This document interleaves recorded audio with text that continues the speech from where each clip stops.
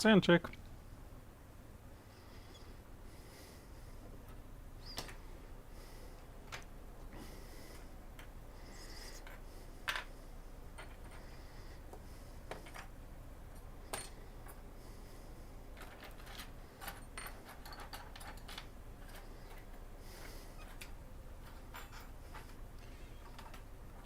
We alive? Anybody here? Has it been too long since the last stream? Is YouTube punishing me?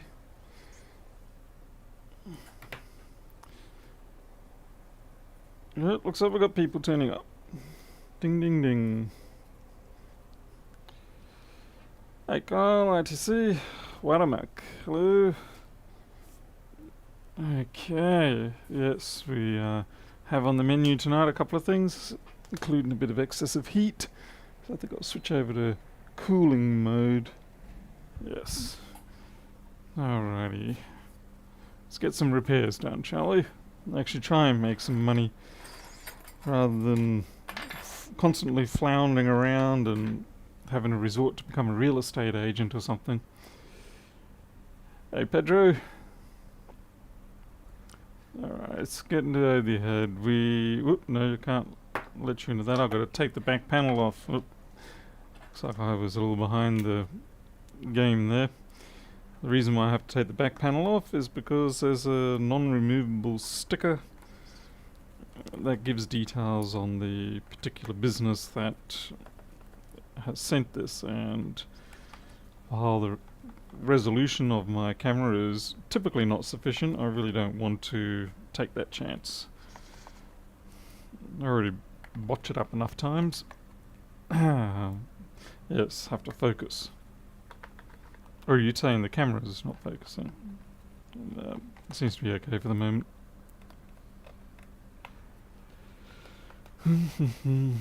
Hey Teresa.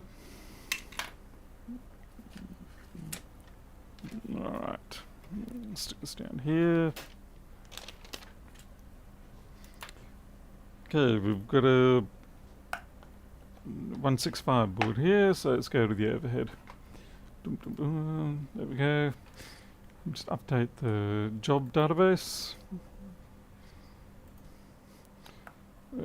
289.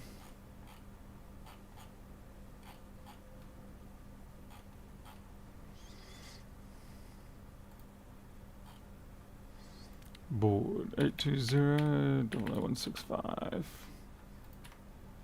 Update.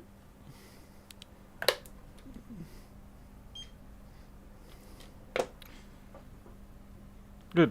Okay, that's all going. Martin, how's it going? Guten Tag yourself. Okay. Is my garden ready for cactus yet? I've already got cactus in there. I've got stuff that's been there since probably 40 years old now. I know that's not incredibly long in a cactus lifespan, but it's not bad for me. Hopefully this 1466 will be a positive start for tonight. It does seem to have a bit of a rap sheet on it. So, you know how it can be sometimes. You can fix up one fault, but then you're kind of dragged down by all the other faults. Okay. Alright, looks like we've got some prior work there. Other stickers, 289.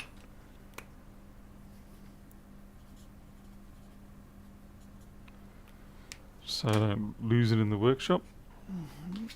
Surprisingly easy around here. The cactus spine in your finger, you can't get it out. I believe that might actually be your finger bone.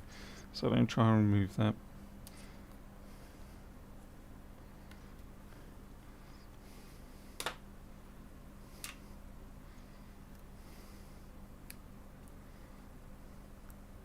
Escanero.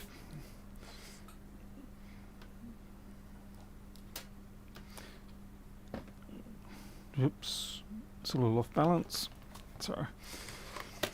I need to make myself a bit of a side table down here, because you'll notice that whenever I take things apart up here, I sort of turn off to the side to put them down. So I kind of like need a little butcher's block table or something similar to that. Put them there. I know overall this looks a little bit dark, but if I crank up the brightness it only blows out the highlights here. Let's see. Just trying to get a full run on this fault description. No fan spin. Charge light goes from green to orange even with no battery. No bong. Might have had work elsewhere. Yes. Found a screw inside. That's bad. Customer says no. Okay. A few months ago had some problems with Wi-Fi. Suspect it was really the modem. Might have an impact. Yes, I did alert Jim. I don't know whether it is... I've sent it. Not much more I can do now. Oh, I got one of these cute little adjustable vices. Sort of a couple of things I wouldn't mind improving on it, like the preloading because of the spring onto the knurled adjustment here makes it a little bit difficult to adjust. So some might consider it a feature, some might not. And the other thing is these little holding things, they just fall straight out, which is kind of great, but I probably would have preferred something like a coarse thread on them so you can just quickly spin them. And the third thing is that the plastic assemblies, I suppose they had to do it this way, but it would have been nice if they had a captive top, kind of like that sort of thing, just to stop some objects from popping out. But yeah, it's a useful tool, and I'm sure I'll put it to some sort of use around here. Says he who says it's a useful tool. Jeez. Okay, so no fan spin or anything. So we're going to plug in the old MagSafe and see what happens. If I can find it. Where are you, MagSafe? A cart on wheels. Yeah, I mean, something like that. Doesn't have to be very big, it just has to hold the one machine. Probably better if it only holds one machine, otherwise, you know, flat surfaces that aren't populated tend to get populated very quickly. John Carr, I had a shard of glass in my foot for years that didn't show up on x-ray. A couple of years later it happened and worked its way out. Oof. I had that with, let's see, back in the mid-90s I had my wisdom teeth out and they had to be broken out. And after a couple of weeks, you know, a few more pieces of enamel came out from the teeth. But then it wasn't until about 6 months ago. So what is that? That's 20 plus years. Yeah, 24, 25 years later, I had a few more pieces just come out. It was like really weird. Alright, let's see how we go with this. Let's see. Memory... Okay, that's up. Looks like the multimeter's not playing properly today. It's better. Green light. 60 milliamp. That's 60 milliamp is not a value that I normally see. Yeah, anything like that, 40 to 60. And we're getting the transition. You know, I really don't know what to think about that, straight up. So I'm just going to take the board out and have a look. No point trying to be a smarty pants and guess it ahead of time. And we know we're going to have to take it out, well, highly likely. Stuart, had my jaw dislocated when I had... Whoa, were you under anesthetic? Were you asleep when they did it, or were you in the chair? Mine was in the chair. I had 3 of them taken out over the course of 4 days. There was a break between, yeah, a 2-day break between them.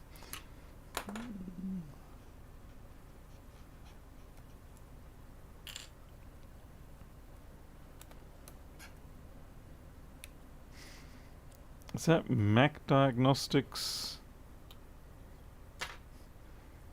Hey RDP.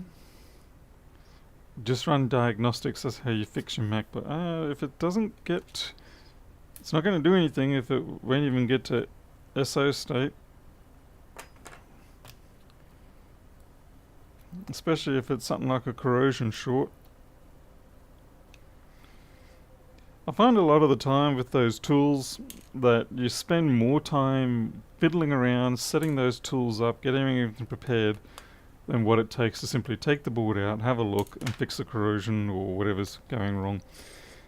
I mean, yeah, you can get some tools that can give you some beautiful technical information, but on the balance of time, it ends up that a lot of those tools just simply languish in the back of your workshop, doing nothing, because you find it's too much time to set it up. Yeah, someone's definitely been here. That screw's missing there, so I tend to balance up my decision to use or buy specific tools based on how frequently I will need it, how much time will it save me in use, and how much time that was the screw that was missing there, and how much time is it going to take for me to stuff around, and how dependable are the results. That's the other thing. It's a bit like TriStar detector thingies. I don't really have a great deal of confidence in their false readings, so often it's just quicker to replace the TriStar.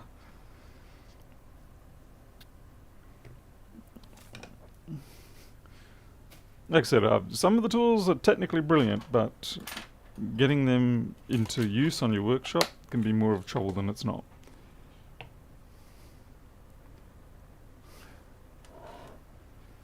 Stuart, you were under. Oh, that's a good thing. Hey, Barry West. Nick Internet, I dare say quite a lot get multiple repairs, particularly if the person is a little bit of a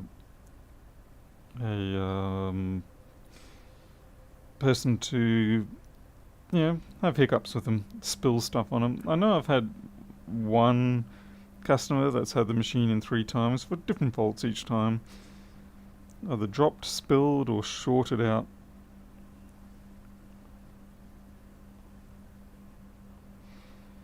I really should also look at the PCH on this one. I have a horrible feeling it may be that.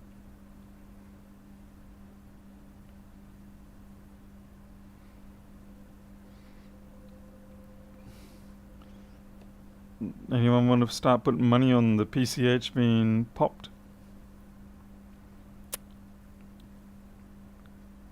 Because while this is quite dirty, it's either that or we've got a short on the main rail somewhere. So there's a bit of corrosion there, but I wouldn't really classify that as a board killer.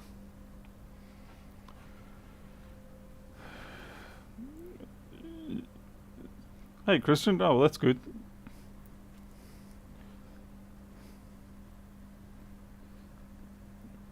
Good that you fixed the MacBook backlight problems, and in this case this ball is okay.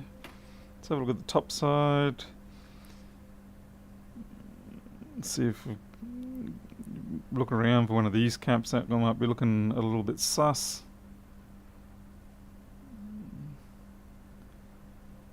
A little bit of snot there, but nothing significant.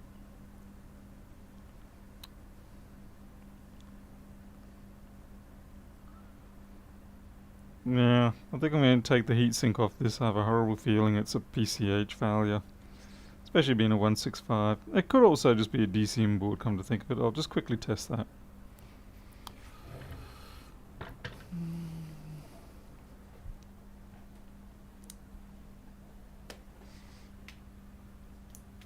By the way, don't get upset if I don't follow your suggested sequence of diagnosis.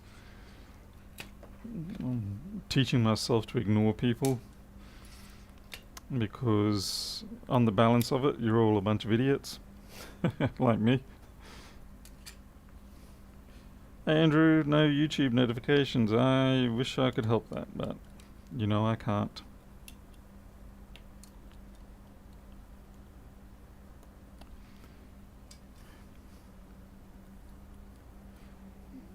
Okay, we've got our chipmunk in there.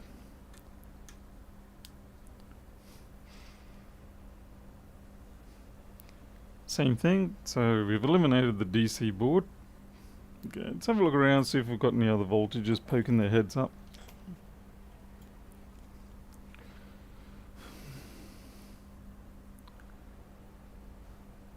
8.6, that's bang on where we want it.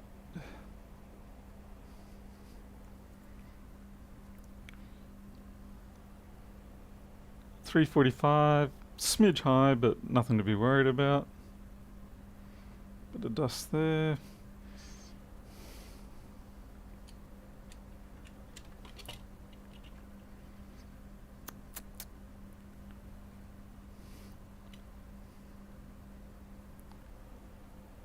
Okay, we've got a problem here. I've got, that's 3v3 RTC, so that's down, which is bad. That's probably PCH then. That line has only one real purpose. This is RTC 3v3, and that is basically to set up things for the CPU to run. So when it sits down at 1.5 volts, it usually means the PCH has decided to clock in, or should rather say clock out, and go retire on a beach somewhere.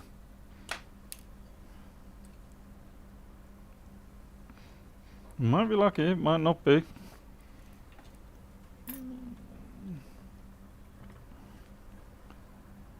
So we're just looking for any signs of damage. And I gotta say, this one does look clean. If it is bust, it's clean.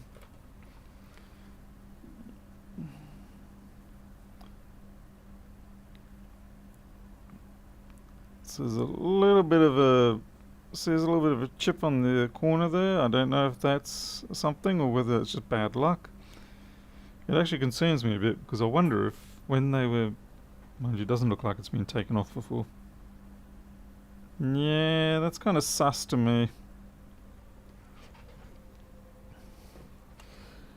Now the question is, how did that happen? And if you ask me, I would say that's being crushed. That really does look like a crush. No, that could have been the screw that they were talking about, or it could have been someone. But yeah, that's not good. And that's a bit of a pit. So if it is going to end up the PCH, I'm going to blame that. Well, the heatsink actually is not meant to touch that.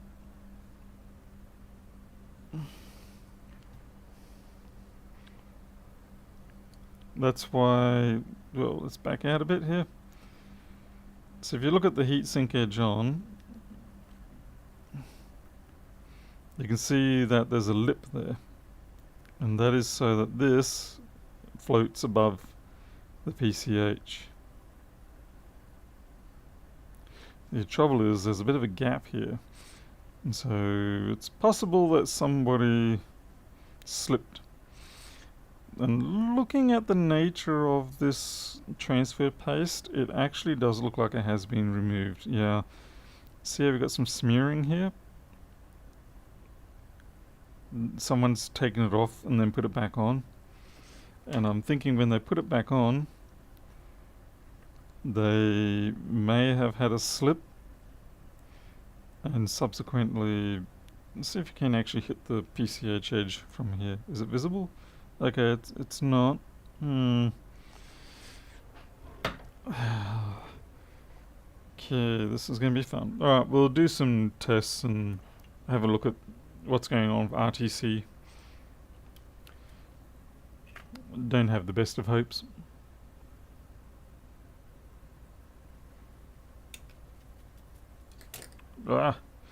Doesn't help when I do that to a board either. If we're really lucky, it's just a bad RTC.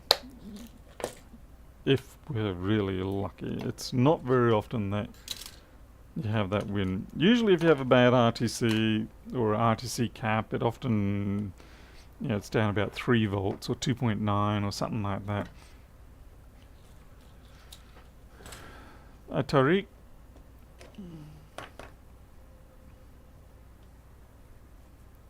Hey, Damaros.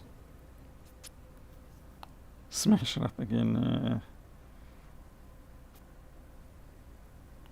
Tell me I was measuring the right damn thing.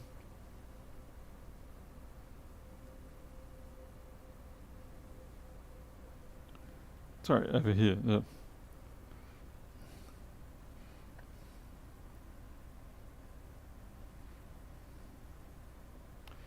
So it is messy around here, but I'm not sure I can blame it yet. We'll do a diode mode check on that. Oops. Okay, diode mode check coming up. And we'll compare it to a known short.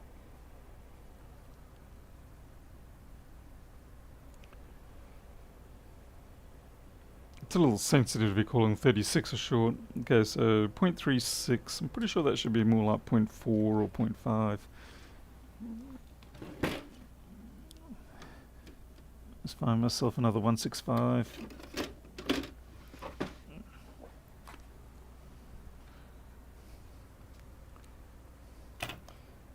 Okay, here's one I prepared earlier.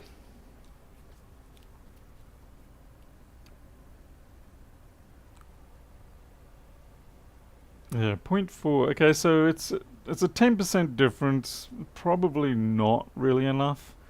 So we'll replace the RTC and see what happens. Yeah, that one's one that came from a generous little store around here. Where's my brush? Yep, here we go again. Playing this game once more. Where's my stuff? Fine. I won't use a brush. Ah, there it is. See? You gotta give up on the universe, and the universe then says, here you go, tricked you, haha.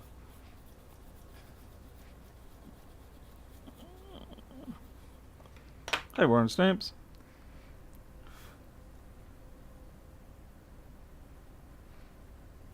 I wonder if that bit of gunk could be playing into it, actually. I don't know what that is. And also,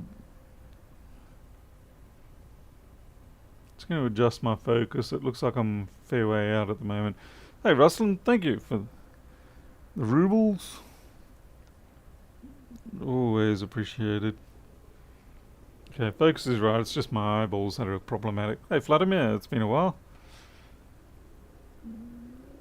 Okay, we have to find out what these little bits are for. If you're playing along at home, we've got a 165 board.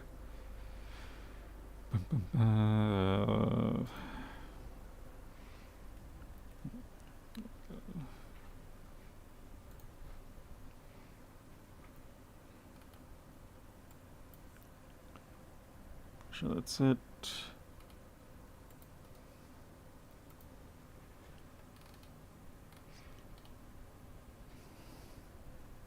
Okay, one below it.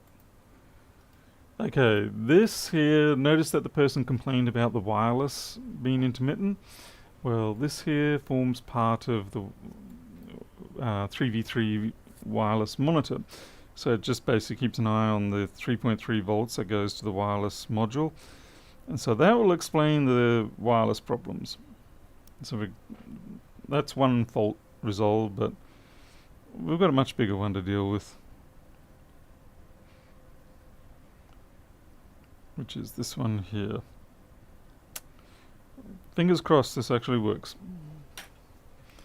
Actually, I should check the area where it all comes out.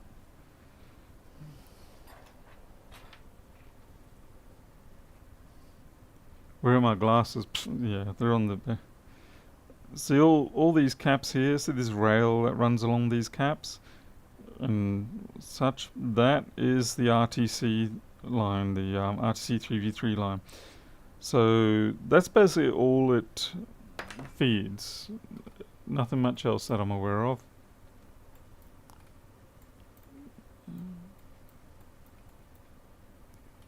Okay. PPV RTC G3 hot. Okay, so those caps up there, oh yeah, that's right, and the 4 resistors down here. These ones here, same thing.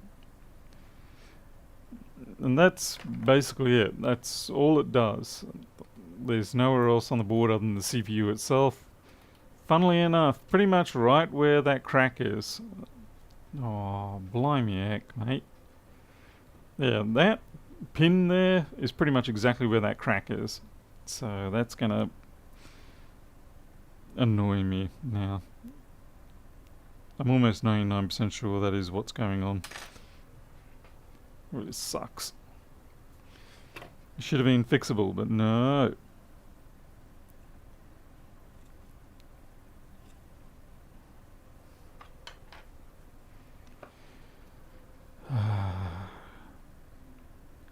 This is why repairing MacBooks for profit is actually not a legit thing.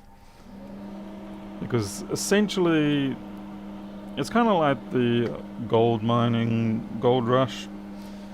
All the easy stuff is gone for the most part. And now we're left with things like PCH death or PM sleep S4L. Hell, PM sleep S4L, at least if you can get it running, you gotta win, but this stuff, it's like end of the road.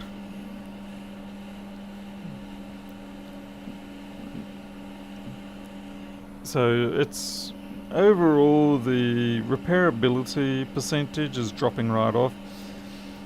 In terms of what is actually failing the market, I think there is a little bit, there's an increase in the CPU PCH failures and other long-term type stuff.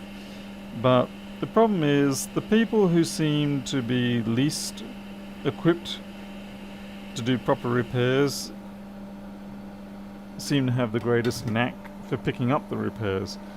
So they pick up all the nice backlight faults and stuff like that.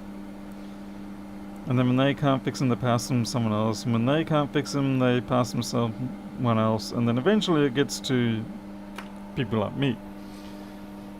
So really I should be out there doing a much better job of marketing my services rather than complaining on YouTube or blaming Lewis. But in fairness, due to all the great love that Lewis has shown me over the years, I think it's only fair that I reciprocate in kind. Especially now that he's going to become a real estate agent. Hey Pernov, is that a broken trace? Please be a broken trace. Please be a broken trace.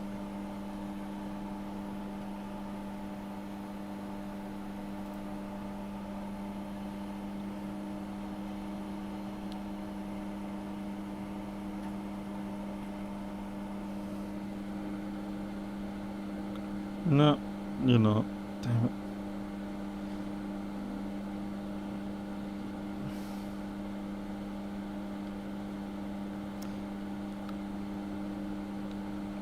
Pernov, we've got 1.5 volts on RTC 3v3 and we've got a teeny little what looks like a crush mark on the PCH top right corner, which is exactly where of course 3v3 goes into. So I'm pretty much expecting dead PCH, but we're going to go through the process of replacing the RTC.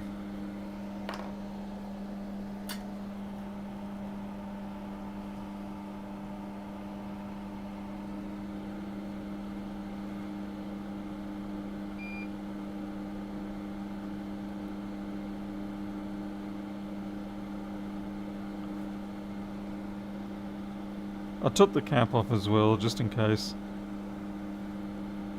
And I wanted to see if there were any issues with the pad underneath, since there's a veer that goes under that pad straight away.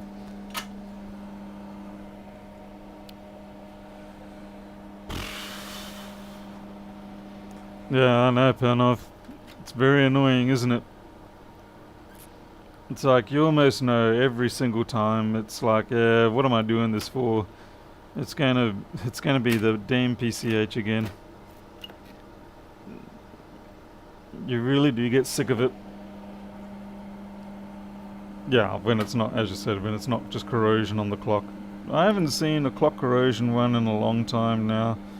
I'd like that. See, now if we saw that, that'd be fine, but no. We're not so lucky. Kylie Minogue isn't singing for us. I should be so lucky. Yes, Kylie, you should be so lucky. I don't think we're going to see a boom. I think the boom's already come and gone.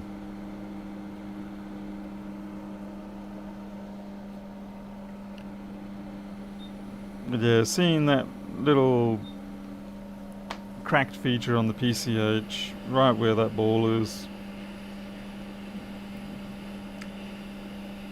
On the upside, I probably can do a replacement board. Mind you, I don't get many 165s, but I do have... I think I've got two left in stock at the moment.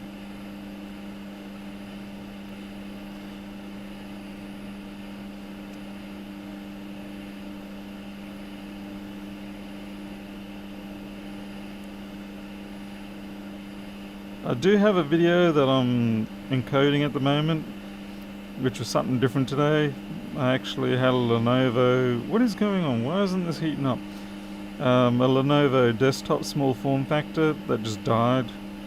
And amazingly I fixed it, and it was a bit of a different sort of fault. It wasn't what I thought it was going to be. I'll come back and get that cap in a little bit.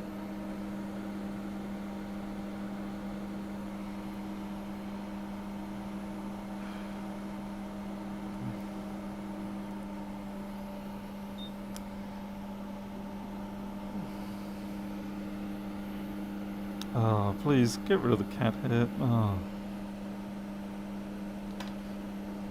So after this live stream, I'll probably upload the video. People can watch that. At least it'll give them some satisfaction of a fix.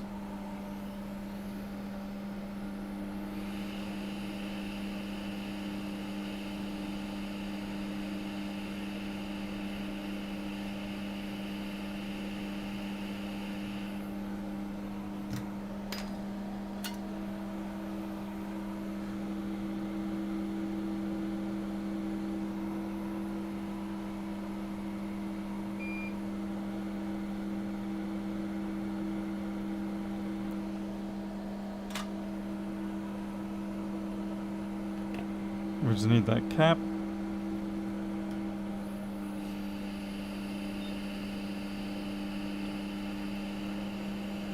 The other thing that does tend to hit profitability, or I shouldn't say profitability, just more turnover, is that after a while a lot of existing business-to-business locations will tend to end up start doing board repair in-house. Because what they'll do is they'll sort of figure, okay, we're spending a couple of $1,000 a month getting Paul up north to do our board repairs. Now we know that the equipment's going to cost us about $2,000, and then we can just hire someone. There's this fellow down the road who says he can do it, and he's fixing backlights or whatever. So we'll hire him to do that.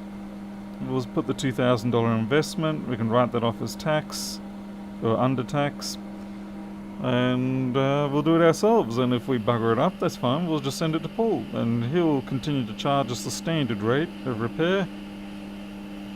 All good. And in terms of business, I have to agree with him.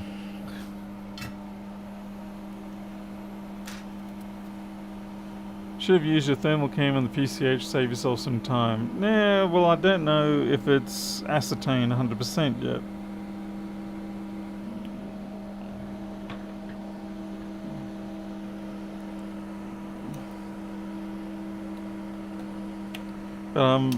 If it doesn't fire up this time, then I'm calling it as a PCH fault.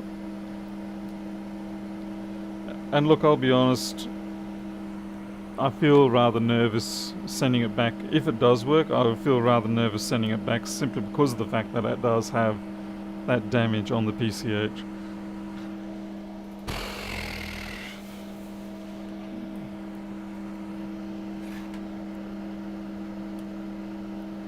Yay, nothing happening. Same thing, yep.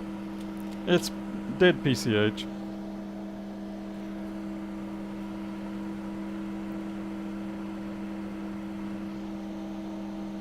Yeah, 1.5.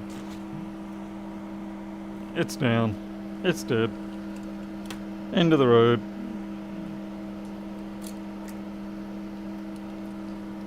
No good. Shame, it probably could have been that loose screw. Might have done something, I don't know. Does your tax code not allow you to write off this type of loss? Not really, because it's a bit of a virtual loss in the sense of it's just my time. There's no capital loss. So I can't really claim what I haven't actually spent, as it were. Dodo board next. What dodo board? Peon off. This is the... Yeah, you can see that. That's the damage. Hey JB. Pedro, what dodo board are you talking about?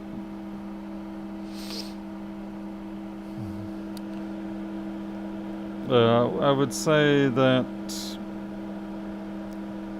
Yeah, just sort of had a pop and died. You can see just that there's a little bit of... Actually, I don't know if the camera is good enough. But you can see there's a tiny bit of discoloration around there. So yeah, no good.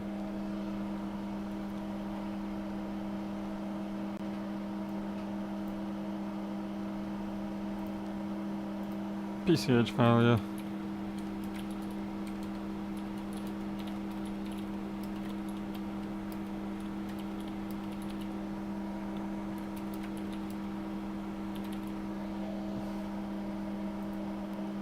And that's really unfortunate because, you know, we all do love the 1466. It's usually repairable. Not so much tonight. That's very frustrating.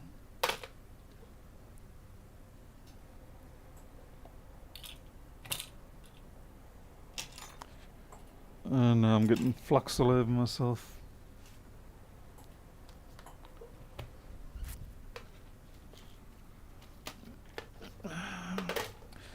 So at this point, it becomes a sort of a consultation job.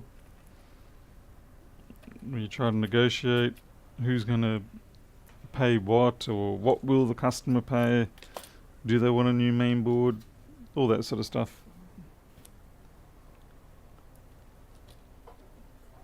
Hey Spidey, just another damn one in my queue that's like that. Who's starting to annoy me? Alright, next job. Let me have a look. Got a couple of choices here. No, that's a 1534. We already know what that's going to have to be. 1534 is guaranteed to just be a data recovery, nothing more. Okay, we've got a possible flex gate here, screen flex gate. But it's a 1708, I think. So, as far as I know, they're not affected by it, but I don't know. I'll have a look. Certainly they don't seem to be on the Apple FlexGate program. Where is my paper towel?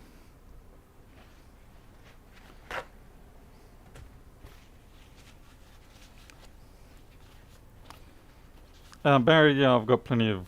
Well, I've already compared the diode value. So like on a good one, it's 0.4, 0.4. On this bad one, it was 0.36. Can you change the CPU? Technically you can, practically no. You'd spend more money than what it's worth. Okay, so Stockholm's.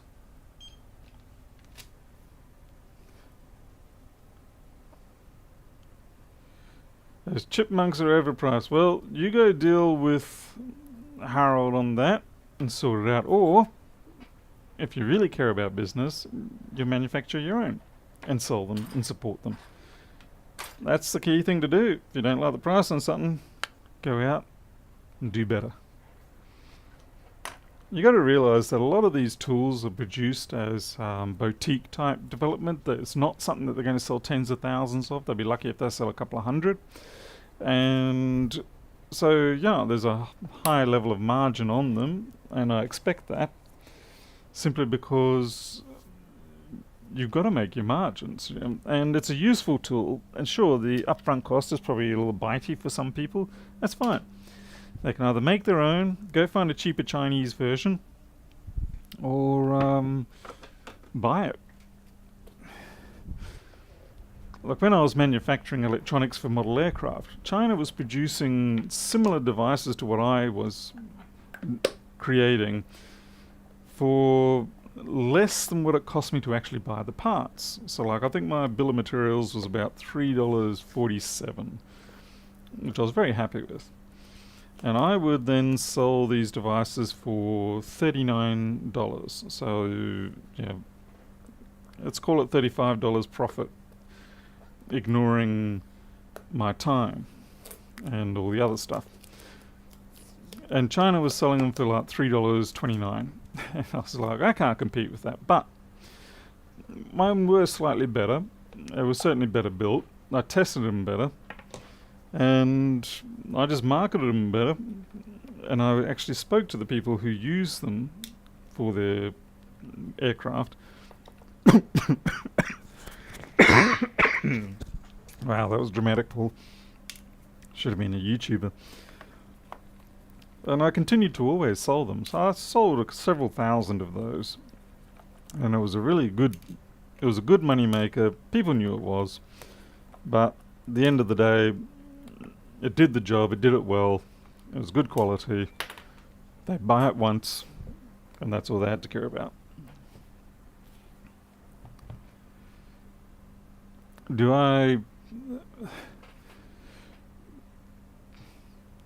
let's see, what was that? Well, I don't know if it... All I know is by the description, when the screen is attempted to open beyond a certain distance, it blanks out.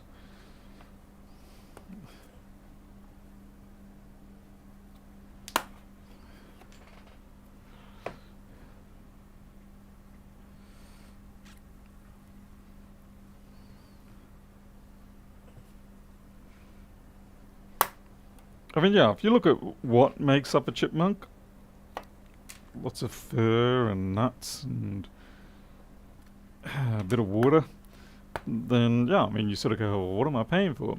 But you're not really paying for the materials that have made it up. You're paying for the fact that it's been designed specifically for this task. It's simple to use, straightforward, dependable. And yeah, it's a low volume boutique item. I mean, if you really think that's expensive, you should try buy crimpers for crimps like, hell, pretty much any cable crimp that I have to buy from the electronic supply store, they're usually about $300 for the die that goes into a $200 crimper. And you're like, it's just a freaking piece of metal, that's it. It's $200, what the heck? And you pay it. And if you made chipmunks to sell, no, I'm not going to do that. I respect the fact that that's his market. And I feel if I went along and did something like that, it would be inappropriate. And to be fair, I'd probably charge the same anyway. I don't believe in the whole use the price as your only, what do you call it, marketing tool. Because otherwise you're missing out on all your profit. It's like the people who do screen repairs for $10 on the top of the cost of the screen. So, you kidding me? Why'd you do that to yourself? Like, I make about 50 to 80, say, US per repair. Well, there are chumps out there who have to do 10 a day just to make that, and I can just cruise by on one. It's like, why would you kill your own margins just because you're too lazy to market yourself better? Yeah, I mean, the chipmunk for me easily is worth it. I mean, the fact that I don't have to reassemble things, waste time, I can just plug the chipmunk in and see if the CPU's alive, stuff like that. It's such a useful tool. Admittingly, I probably wouldn't have ever bought it myself if Harold hadn't sent it to me. But having used it now, I would certainly buy one. I think the other problem is you have to get over that initial purchase pain. Once you're over the initial purchase pain, you forget about it. And then, yeah, you just get on with using it, and every time you use it and it saves you time, you're happy that you spent that amount.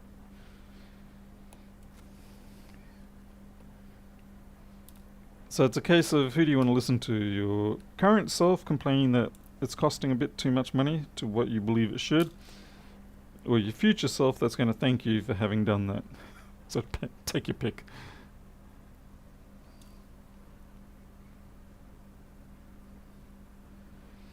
Yeah, Teresa, yeah, the crimps are crazy. You can get the generic crimp things that like you get from your J-Car store and things like that. But I would not like to do more than 1 or 2 crimps a day with one of those things. I'm trying to look for the liquid damage here, by the way, while I'm working on this.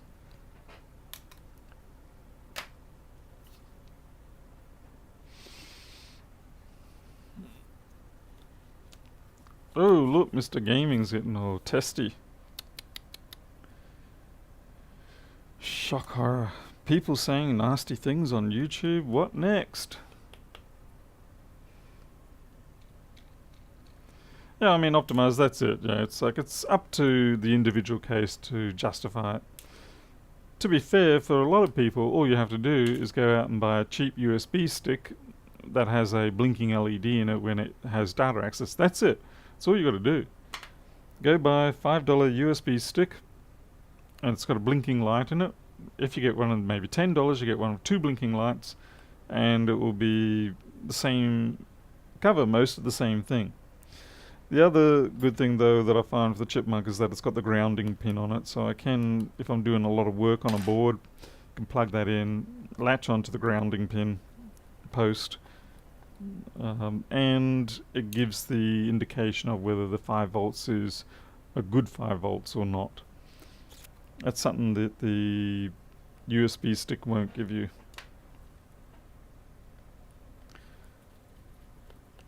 So I suppose you could say you're paying an extra $50 for the grounding post and it verifying that the 5 volts is good. Who is Rossmann? He's just some real estate agent in New York who's lost his mind and is a madman laughing at the rain as New York crashes down.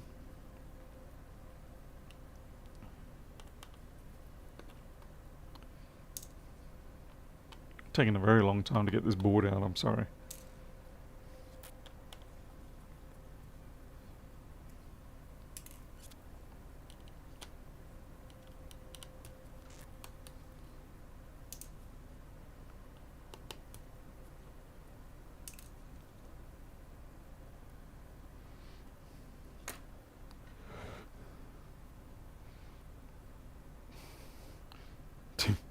Looks like YouTube algorithm doesn't like some things being said.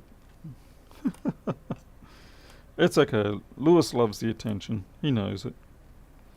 He knows he's going to become a real estate agent. And then he can tell great stories about commercial square footage and how it's calculated. But it is very interesting to see the prices just trashing through the floor. I don't know who's going to win out, but certainly exciting to watch.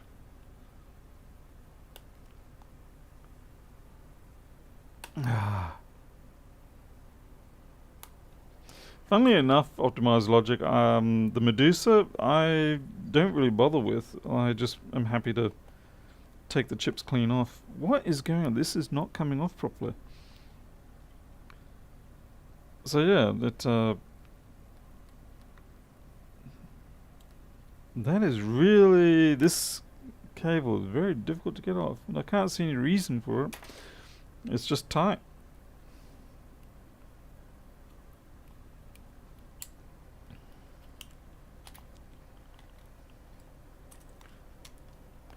So in the end, yeah, personal preferences tend to dominate a lot of our things.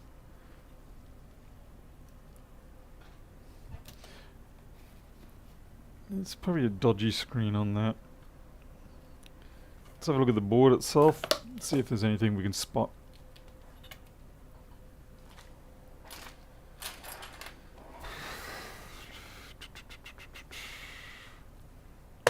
Where's my damn sticker for this?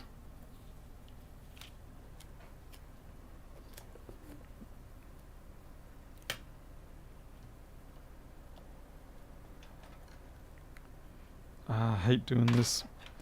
I hate... No, I'm not going to take it off just yet.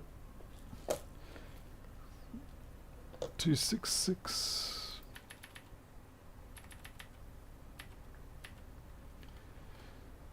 Just reading the description of the fault here. Screen completely powers off, cuts out, and the laptop is open roughly more than the halfway point in the hinge motion. Hence, the possibility of being flexgate. The laptop is otherwise still functional and powered on. It does still function with the external monitor. Closing the laptop and opening it slightly causes the screen to power on and display. Pardon me. So it's definitely a repeat fault. It's fatigue. Just, it really does sound like flexgate. Let's see. In addition to that, the left side of the keyboard has experienced failure. Oh, cracky.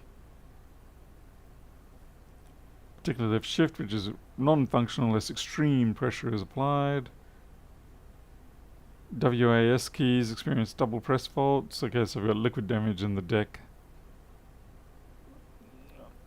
About a month ago, the laptop was originally purchased. Water was spilled on the laptop. Taken to the local repair tech to inspect for damage. Nothing significant was reported. Okay.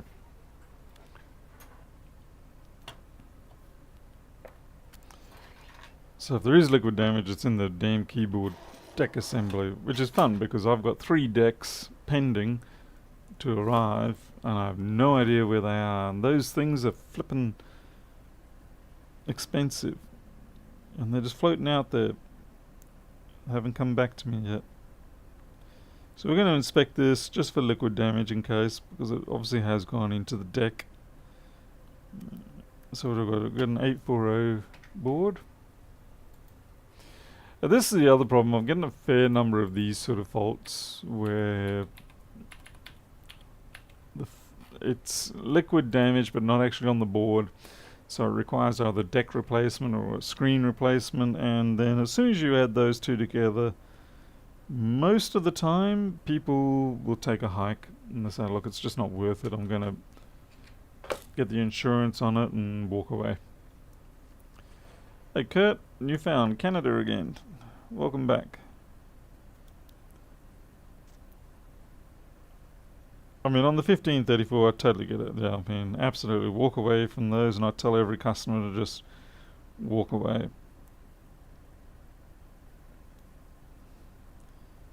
Is that corrosion under there? Better not be. No, it's a piece of fluff, thank goodness. 1708s are not cheap, as you say, on the screens, but then again, they're still cheaper than the 1502s.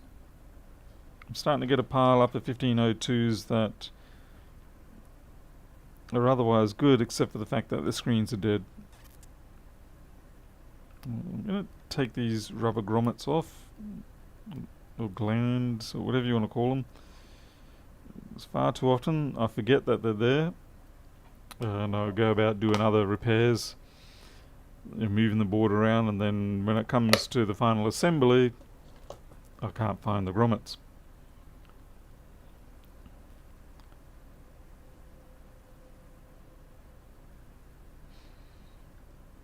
So most likely the board is perfectly fine. Some people are going to ask, why didn't I look more closely at the job sheet before I start tearing it down?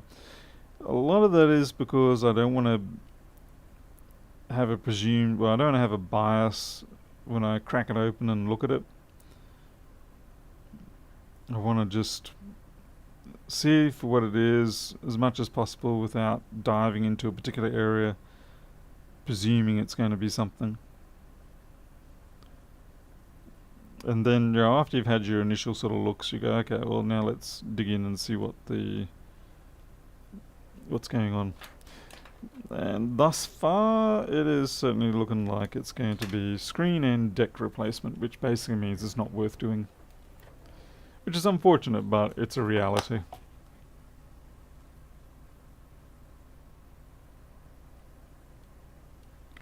I do believe they have the same process in terms of not wanting to be biased when it comes to things like crime scenes for people like blood splatter analysis and other such type of forensic analysis. They like to just walk in on a scene without anyone telling them what happened and then construct themselves what happened. And I think that's an excellent way of doing it, because then you have to be relying on what you understand are the principles of what you've learned, rather than sort of trying to make what you're seeing match what you've been told.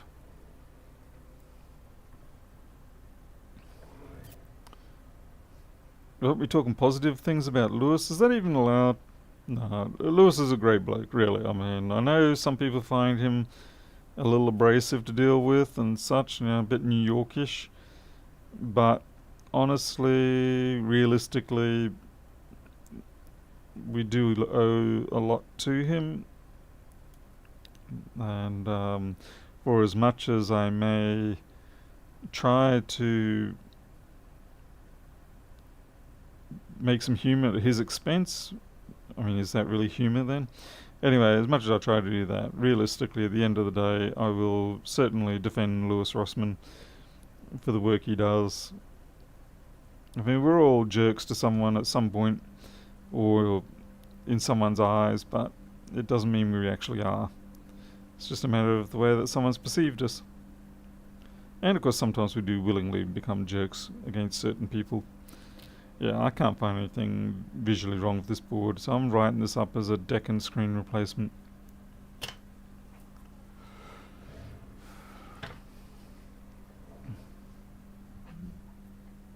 Which I really didn't want to have to do. Have a look at that screen a bit more closely, see if we can find something to sort of like let us know what's going on here. So the shift. Can't smell what it was they spilled on it. If I heat up the board, I'll be able to smell it pretty quickly.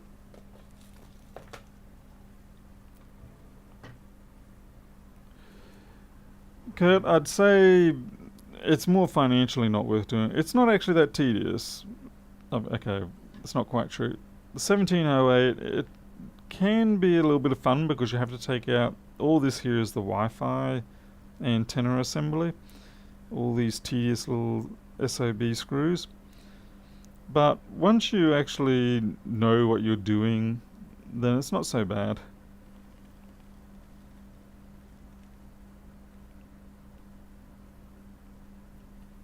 I wonder what the chances are. It's just a bad flex, but pretty minimal if you ask me.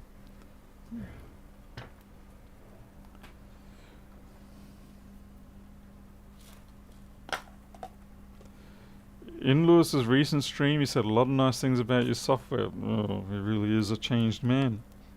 When was that? I gotta admit, I still, I love it when this happens. When you take these speaker screws out, it actually pulls it all the way out of the chassis underneath. Okay, and sometimes you just gotta do another quarter of a turn, so to speak, push down, and then it'll come off.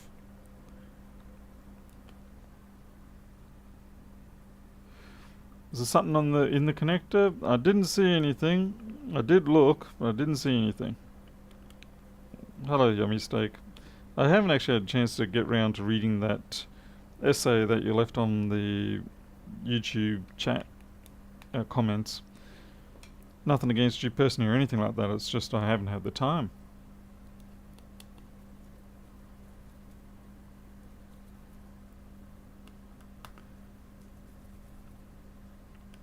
By the way, if anyone is thinking of emailing me with their own personal board fault or something like that, yeah, I won't be answering that, I'm sorry. Each morning I wake up to several of them, and it's not because I don't want to, it's just a case of it's very difficult to stop the questions after the first one. And I've got other things I got to get doing. Yeah, it's I would like to. I'd like to be the generous person, and I have been for so many years. But at this point in time, that reserve has kind of run out, I'm afraid. Cam. You're baiting me there, buddy.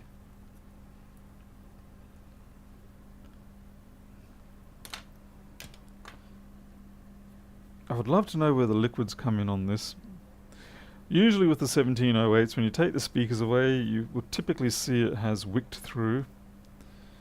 But I've got nothing coming up here.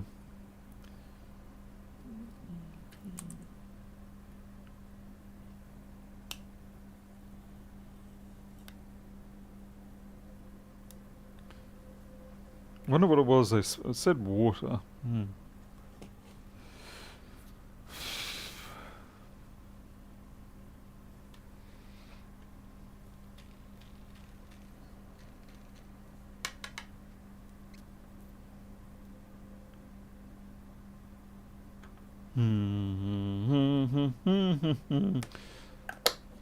Double check these connectors.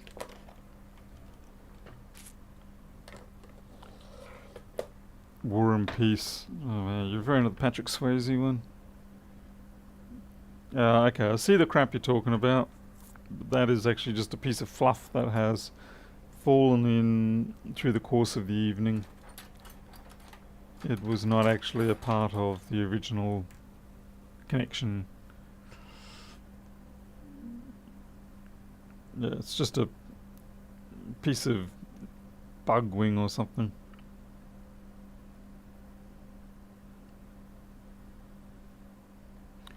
I'm tempted to take that off, but I'm not going to.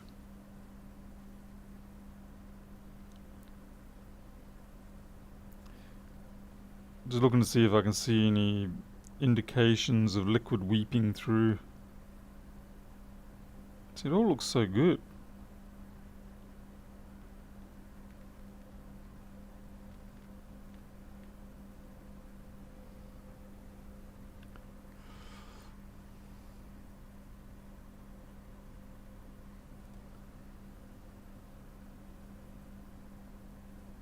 By the way, if you do deal with 1708s and you have battery issues, first thing to do, replace this cable. It's almost, well, I shouldn't say almost always, a great majority of the time this cable has fatigued, and replacing it usually gets you up and running again.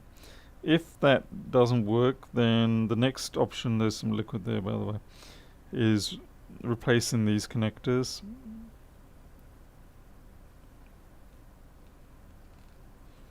It's actually a pretty severe bite in that. I wonder if that could actually be causing it. That there should not be... Hey, wait, what's all this trash? Okay, it's mostly rocks. But I don't believe they should be that aggressively crimped. And since that's trackpad, and we do have a screen blank sense going into that SMC lid type signal, it's entirely possible that could actually be doing it. Still doesn't fix the keyboard scenario though.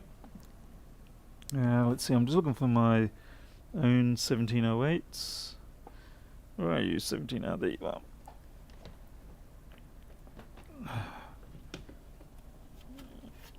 Just want to compare the... Oh, okay, no, I'm wrong.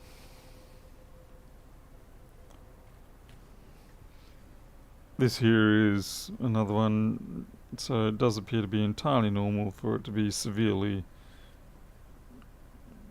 crimped like that. Bugger. And this is what you can call a liquid damaged one. Yeah, look at that. So now that's some serious liquid damage. I believe that was red wine. So many times it's red wine.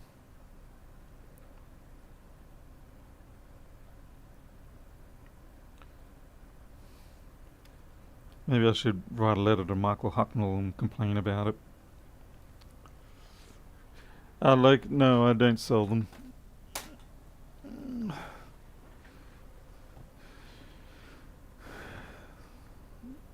A Max and Mukteshvar of vintage, 2020. Michael Hucknall, that's going to be 1989.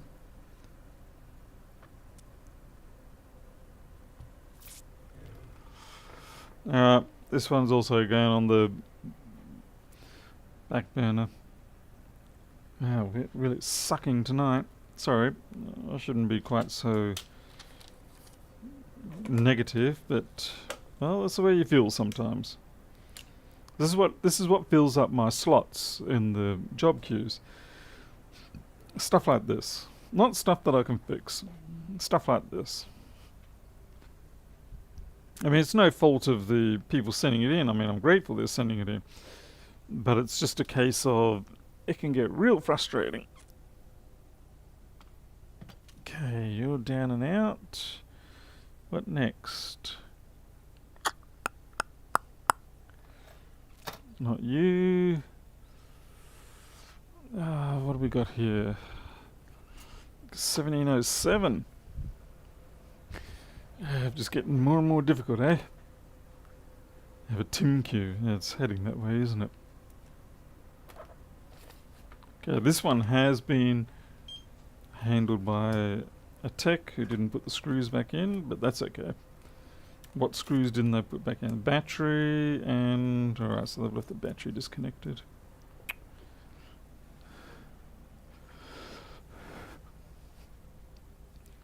Which is a good thing.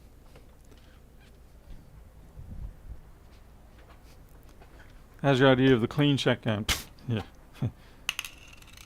I wish.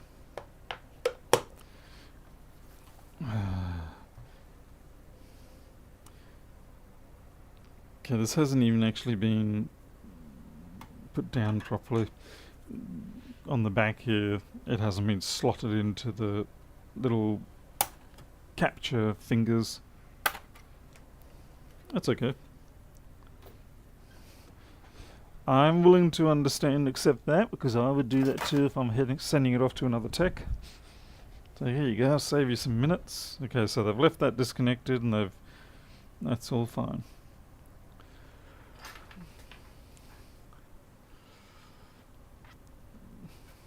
Yeah, you really don't know what's going on. Let's see, 283.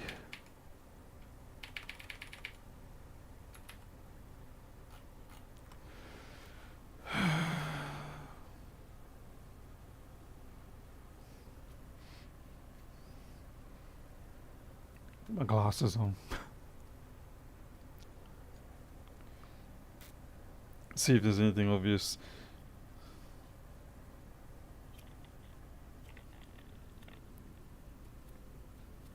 It sounded a little rattly, didn't it? Okay, so we've got a fan fault.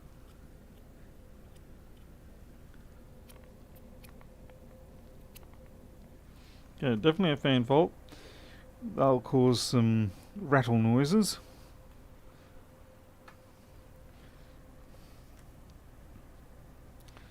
Supposedly this is a no boot scenario. Just stop dead.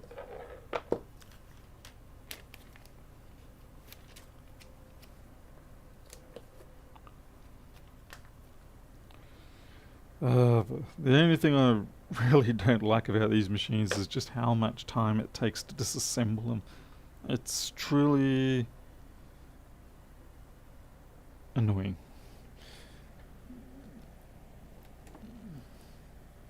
Okay, get my USB-C. I leave the power indicator thing on the brick now. I don't bother putting it on here because it tends to get in the way if I've got to plug other things in. Clipping feels fine. It is powering up. 5 volts, 15, 20 volts. And we're spinning.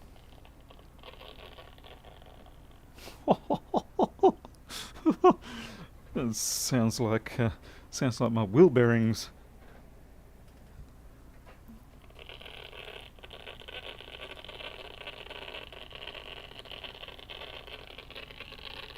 That's booting.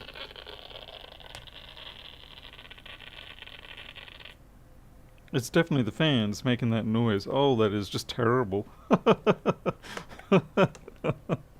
That's my... Yeah. Actually, to be fair, my wheel bearings don't sound like that. My wheel bearings have a much higher pitch. That delightful sound of metal eating metal. Kind of like when you put damn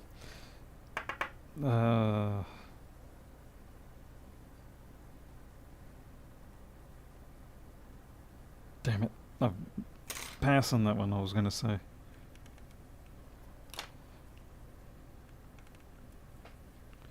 Alright, well, we know the fans need replacing.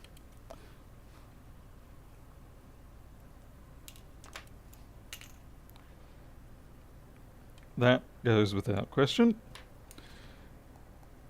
Yeah, the thing that does concern me though is that why would the machine not power up, but now it is powering up, so that would tend to mean that we may have some corrosion on the board, and the act of transporting it has made it shuffle around and reconnect again.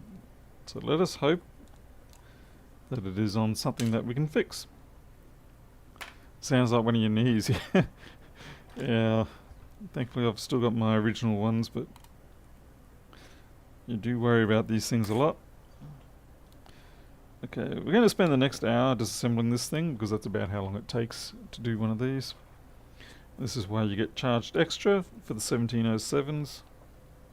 Or is this 1706? I always forget the difference, even though I shouldn't. Yeah, 1707. See, I'm not a very good Mac tech. I can't even remember the difference between 06 and 07. Oh, that's right, the 6 is a small one. And the 8 is the old one.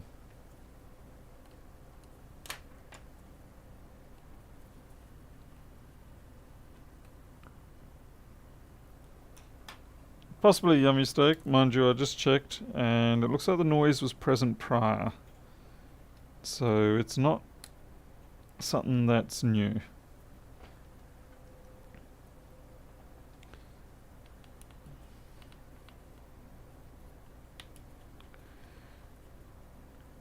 If you ever, with these screws at the bottom that hold these little cover plates, plastic cover plates, if you ever get them mixed up with the other little screws that are around here, the cover plate ones have a doming effect. They're like polished and domed, whereas the other ones are flat tops. So it just sort of helps if you accidentally get them mixed up. I've noticed, I've had a few of these machines come in where the techs have swapped them around by accident. They get them mixed up with these ones here. Ah! I'm getting a little over eager there. Just wind it back a little.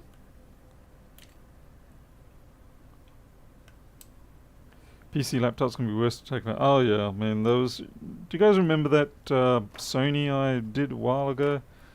I don't ever want to do one of those again. I actually said to the person that sent it to me, I said, do not ever open one of those up, and just, if it's dead, it's dead. Leave it be. Don't go digging into it. Are you keeping count of the screws? No. The way I keep count is, if there are screws left over when I've put it all back together, where is this? Then clearly I've missed a hole. If there's not enough screws, clearly I've lost a screw. Okay, we don't take that one out. That's the lifeboat connector.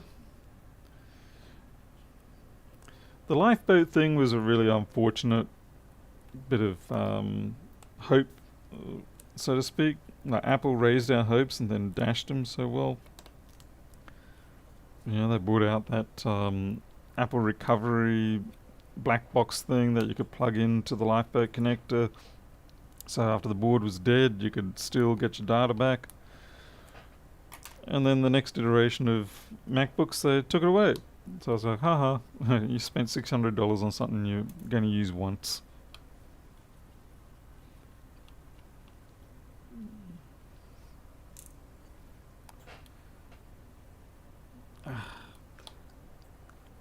Tell you what, whoever had stock of those before Lewis went out and told everyone to buy one, they must have had a fine day profiting on that. conspiracy theorists would say it was a collaboration between Lewis and the people who had stock of them.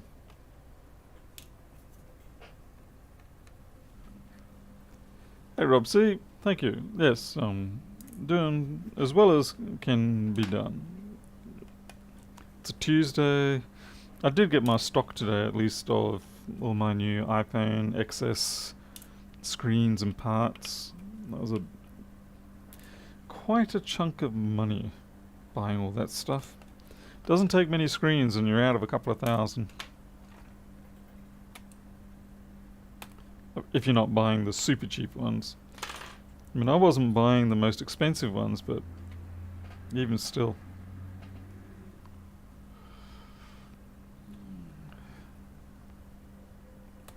Conspiracy theory is, well, it's a conspiracy. Anything that you can't actually prove but seems to make sense in your mind.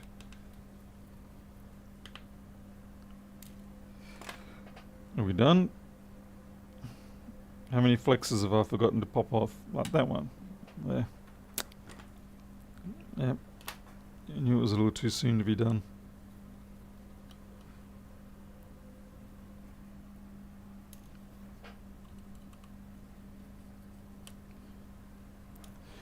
I had to laugh. I posted up on the local community group that I was now doing the iPhone 10 and iPhone XS and all that sort of stuff. And straight away I started getting requests for it. Like, I just said I just do the screens. Straight away I get requests for, can you do the battery? Can you do the back screens? Oh man, okay, that's fair enough. But it was basically all the requests that came in for everything that I wasn't doing on those things. Why am I stuck here? Oh, because of adhesive. And it was bad because it was a public, typical Facebook public post in a group. And so I had to keep responding to these people that, no, I don't do that, no, I don't do that, no, I don't do that, I'm sorry, I don't do that. And it's like, damn it.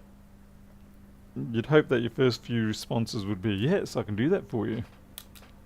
Hey, Richard. Parcel arrived, 4 new iPhone 8 housings. Okay, so you're doing housing replacements rather than back glass replacements, I guess? Right now I'm not doing either. I'm just telling people to live with it or take it to Apple. Battery isn't worth it. Yeah, I was worried about... I'm worried about the ID thing. I'll have to dig into it some more. I do have spare batteries here, or one, for X and the XS. Look at that. My finger went straight onto it. That's interesting. Corrosion there, right on the CD30. Okay, so that could be causing intermittent issues there, which we were talking about, as in the travel could have all of a sudden made it misbehave, or rebehave.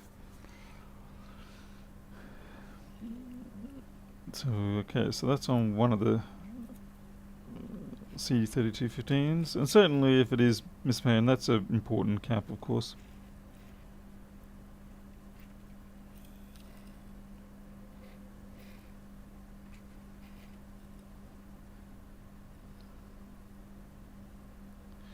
That was pretty lucky, just first thing I look at under the microscope and it's got corrosion on it. Brilliant. And it's about the level of corrosion you'd expect to cause it to behave, misbehave, behave, misbehave. If you can make extra profit from a situation, you usually try to do it. Cash is king, profit. Well, that is true. For me, the secondary factor to be thrown in there is what is the risk factor in terms of returns, discontentment, and you wasting hours on something that you don't really you sort of take your hours away from another job. So that tends to be my other consideration.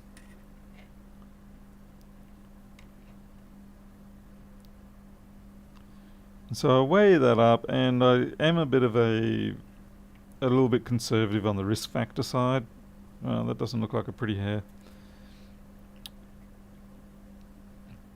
So I will tend to err on not doing a job rather than doing it, especially if it is something that I'm not aware of how to properly do. If the customer, however, does present to me a new situation, what have we got? This is 281. Subtle hint. Make a fortune repairs, Apple phone. What? A supple hint or a subtle hint? Supple kind of sounds a little bit saucy. 283.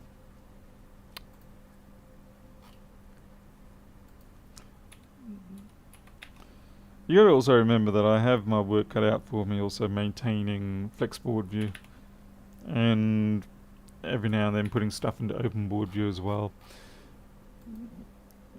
So I'd rather sort of put the extra hours into that, which has a better long-term payout for me. And helps other people. Computer tech, fake. Oh, hello. Looks like we've got a real intellectual there. Uh-huh. Yep, computer tech. Yeah. Yeah, fake, mate. Bravo to you. Bloody wankers.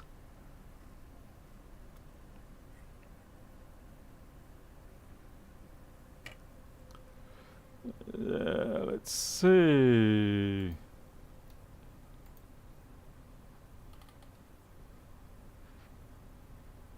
Whoa, wait, I didn't do that.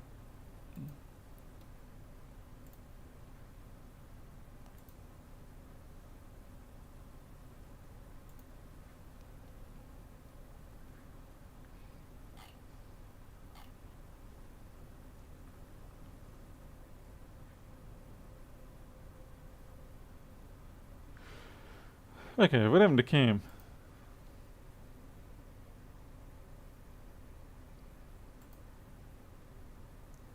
Right, that's better. Cam's fixed up, that's good. Cam, yeah, the iPhone 10's fixed. It was actually... I was corrected afterwards, it's actually an XS. And yeah, it's working fine now. It was interesting to see that the X screen worked on it, so that was fun. It was an accidental experiment that probably might help people elsewhere.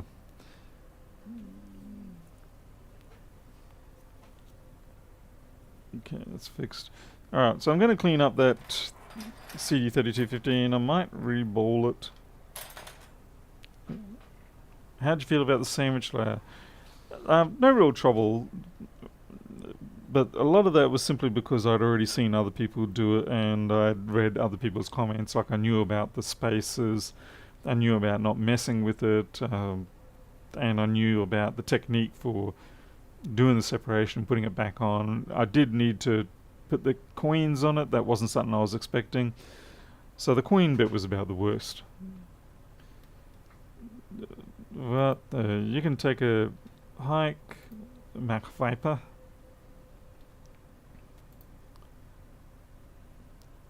Really, people honestly trying to get freebies out of me.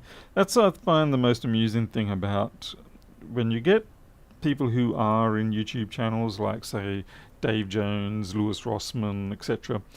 The number of people who actually come up and ask for freebies from you is ever increasing. And I can sort of understand why, but at the same time, if they fail to factor in the fact that you are already producing content for them to watch for free, and sometimes producing technical information and such, like with OpenBoard View. I get people requesting free copies of FlexBoard View, and I say, well, look, OpenBoard View is what's produced for everybody to use. If you're a commercial user, then okay, go for FlexBoard View, but I'm not going to give you a free copy of FlexBoard View when you won't even go and use OpenBoard View for a start. And go and contribute to OpenBoard View. Don't just be a user, so to speak. I know it's a little bit harsh when people say, well, it doesn't really cost you anything, Paul, to give out a free copy of FlexBoard View. That is true. But it's also a disservice to all the people who did pay for it. Because, I mean, if I'm going to go and pay for something and then I see someone just had to say some nice words, usually it's pretty predictable how the request comes in, I'd be a little bit miffed as a paying customer. It was like, I put forward my money and now you're just giving away copies for nothing. There are a few people I have given free copies to, but for very specific reasons, usually because they are actually already contributing to the community in very important ways, or ways that I know are costing them time and money as well. So yeah, there's Open Board View, there's all my other open source software. I'm not giving away what I need to make my life livings on. Well, yeah, it costs me my profit. That's a good point, Nikita. Yeah. Yeah, I mean, there's easily well over a year of constant coding. I have a feeling this chip actually may need to be replaced outright, because I can see there's a little bit of corrosion on the substrate wires. Like if you look at the edge of a SMC, you will see that there's fine little copper dots all around the base of it, or partway in the sandwich. And what's happened here, I can see from the microscope anyway, that a few of those have got corrosion on them, which means that corrosion is actually getting inside the chip potentially. Henceforth, I really don't want to take the chance. I don't know if it's going to show up here.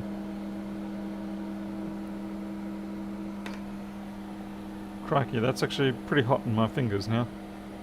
Yeah, I saw the X-ray thing that Tim has. Unfortunately for me in Australia, to get an X-ray or a radiation source is not easy. I can't get a license for it. Okay.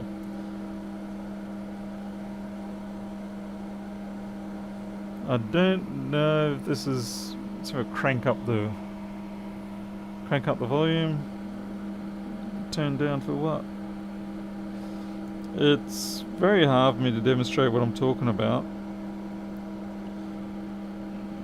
But there, see along the edge here, you can see that the copper is showing up in some place and it's a little bit bulgy. And you don't want that. That's indicating that they've been affected by the corrosion. So this is what they should look like. So they just look like little pieces of copper wire, not bulging, not affected by anything.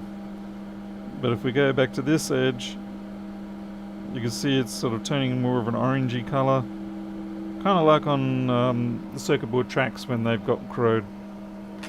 So that CD3215 just basically needs to be replaced. You can't trust that one, along with those two caps. Yeah, corrosion grows. Hey, any 555. Oh yeah, shots fired at Lewis, but he volleys straight on back. Lewis enjoys the volleys. He'll dish out something very soon, no doubt.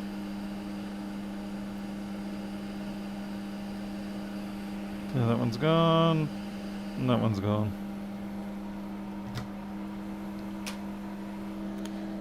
So yeah, with regards to X-ray, it's not something I'm going to be able to do myself, but fortunately I do know people who are allowed to use that equipment or do have that equipment, and they've just told me, come on in anytime I need to get something done, and they'll do it for me.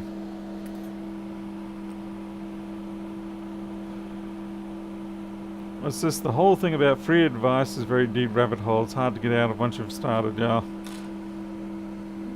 That's very true. And just the more you give, the worse the separation becomes typically.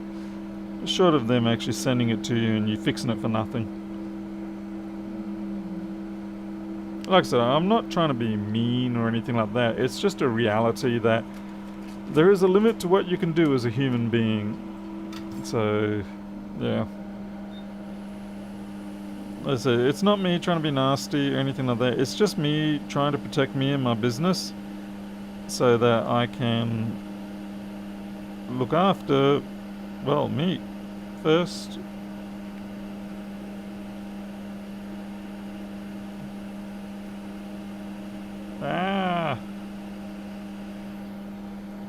That's not really the very best. I think it's because I didn't flood it with leaded first. We'll just have to go for the leaded.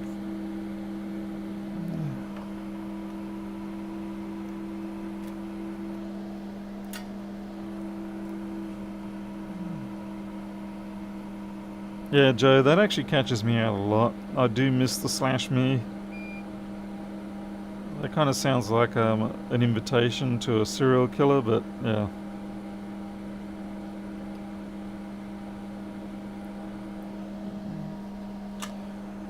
Yeah, I know exactly what you mean. Using slash me, talking about yourself, third party perspective, all that sort of stuff. I miss it. Paul misses using slash me.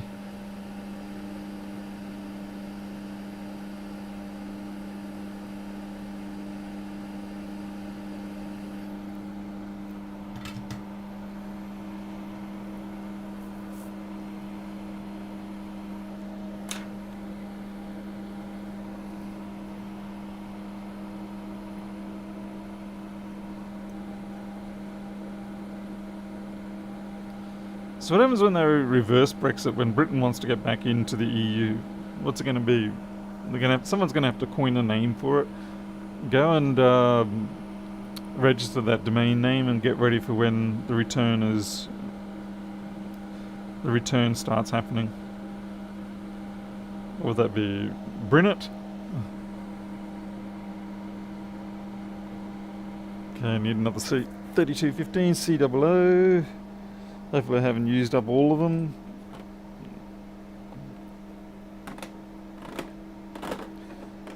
What about the Scottish one? Aren't the Scots going to take a hike too? Or is that just from Britain? I don't know. Britain, England, UK, that's all very confusing. Someone needs to rewrite all that history.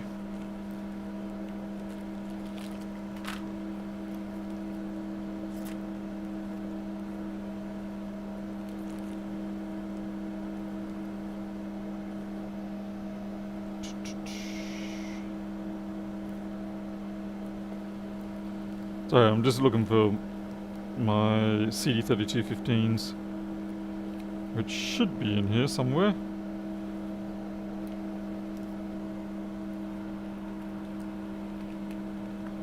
Crikey, what is with the caps, people?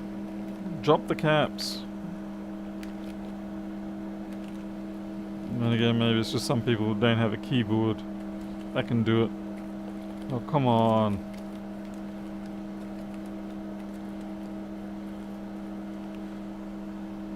Aha, finally. Ooh, I've only got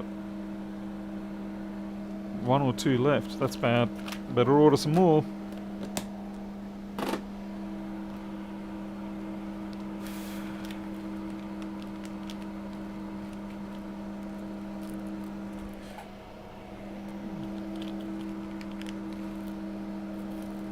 Oh, these are eBay ones. No wonder I left them for last. Okay, I was wrong. I've actually got 3 of them. But they're eBay ones, so that means I might have 1 working one. Hey, Micromage. Hey, Suresh.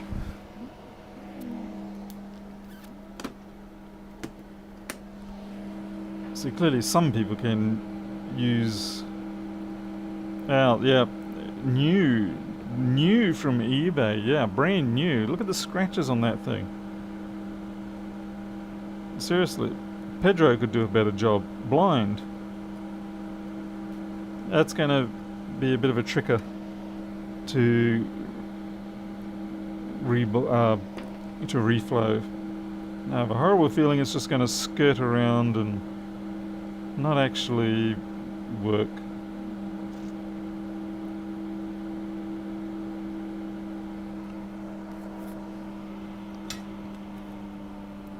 As if Scotland wants to join the EU after secession from the UK. Well, I suppose that makes sense.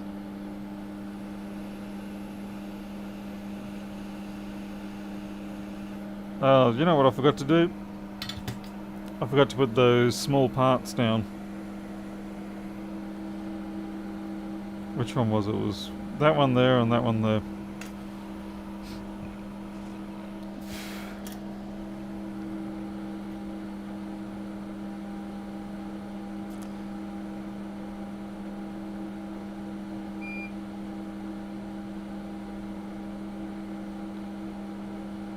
Good thing I'm on the ball because you guys aren't.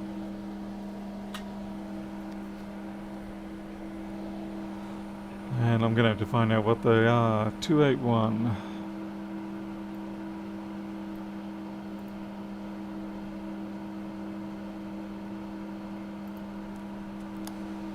Looks like I haven't had a 281 board in a long time.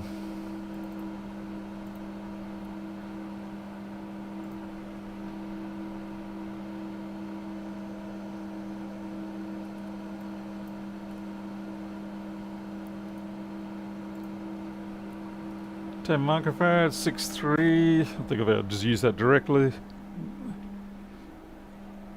Wait, let's say 6.3 or 402 size. Oh, right, yeah. 402 size. 10 microfarad, 6.3. Easier this way than yanking it off another board. Particularly for common high value sort of stuff like this.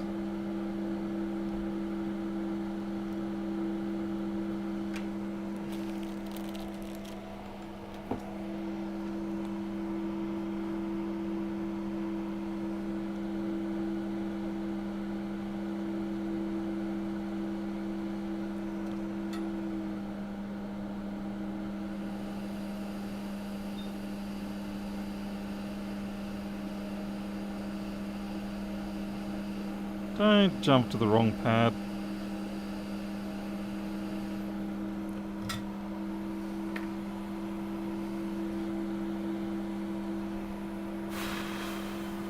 And let's see, was this bottom one here? Let's see if they want to scratch your nose. 201, 1 microfarad, 6.3 again. Do I have my 201s in a separate box? I do.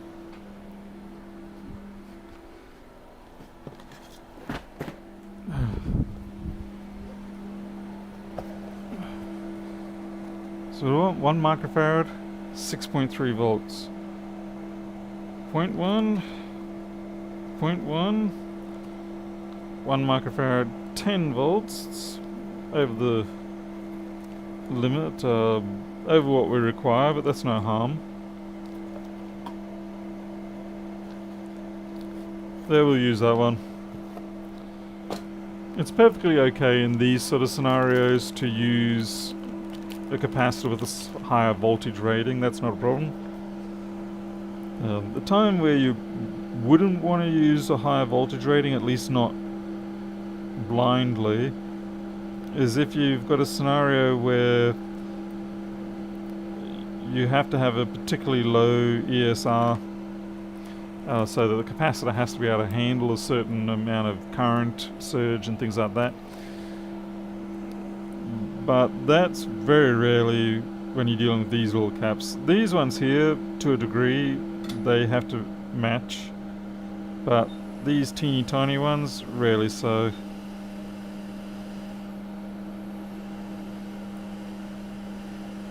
I know the original one was white, but that's okay. Okay, looks like we had one additional one fall out. We can't put that back in the packet, we just throw that away. It's just the way it is. Once these parts fall out of their packets, these teeny tiny ones, don't put them back in the packet. Because what will happen is you'll get in the habit of doing that, and then one day you'll put back the part that wasn't the part that fell out. And then you'll use that part, and something terrible might go wrong. Put the fear of elders of the internet into you.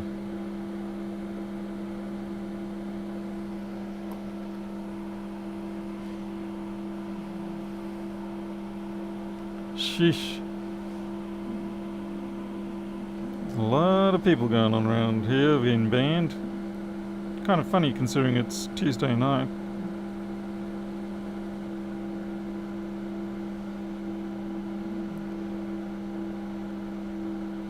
Yeah, I'm a little worried that this chip is going to float away.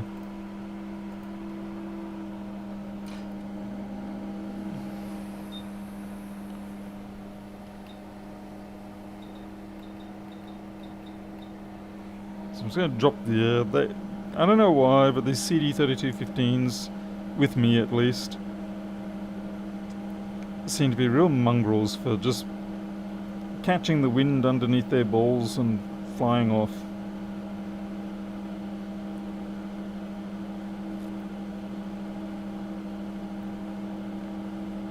So I've dropped the air to 80. I'm still at 460. I'm really hoping that it can reflow mostly through top heat action. Oh. Okay, we've got to wait for it to come good now. That feels a little skew. There we go. Okay, Warren, thank you very much. Appreciate you being here, as always.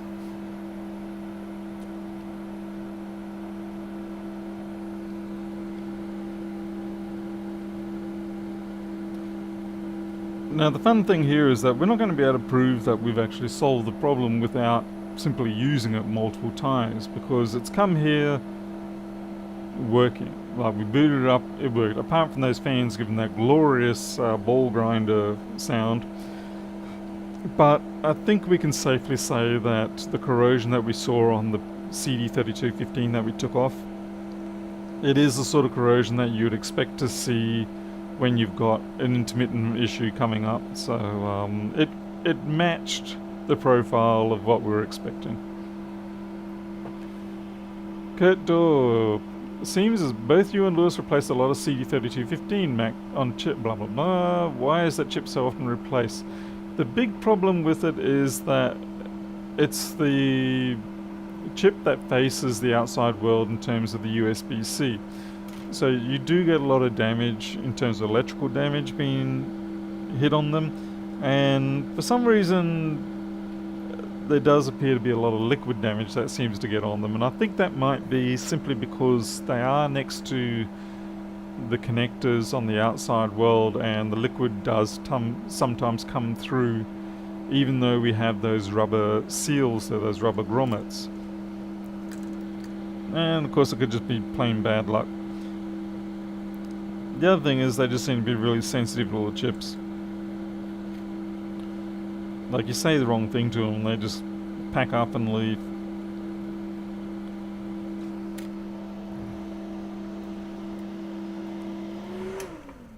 So unfortunately this one is going to require protracted testing, which is really not... it's annoying because even after you have done a lot of testing, you know that just shipping it back to them and give them 2 or 3 days, you pretty much are waiting for the email saying it was working great, but then this morning I went to turn it on and now it's no longer functioning. And you're like, oh no, here we go. And it's not the fault of the customer, of course. You know, the customer doesn't create the problem. It's just they, unfortunately, are the one that experienced the problem, and you have to deal with it. And you know that when these things happen, it's a bit of a hit to the confidence for yourself and for the customer. You know, the customer did send it to you under the idea that you would be able to fix it, and so when it supposedly is fixed and breaks again, it's like, that's a bit of a ding to the trust. I mean, yes, if you handle it well, then you can get a very trusting customer after that, but you've first got to handle it well, and you've first got to get through that, and inevitably it's going to cost you money one way or another. That is the wrong screw for that, Paul. I don't begrudge my customers when they message me like that. It's more just me begrudging the universe that put me in that situation, particularly when it was a scenario that I had a feeling that it was going to be one of those sort of outcomes. And the sad thing is you can't do much about it. It's like, what are you going to do? Hold on to that board indefinitely? You can only test so much before you've got to send it back.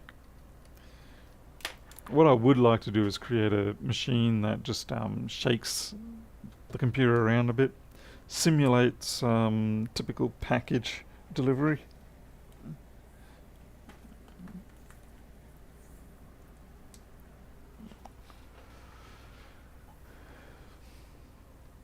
Alright.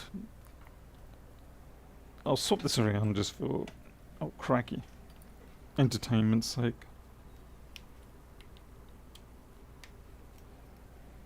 So much money spent on Apple power adapters.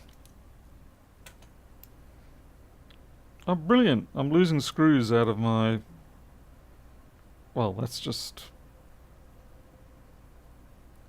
not right.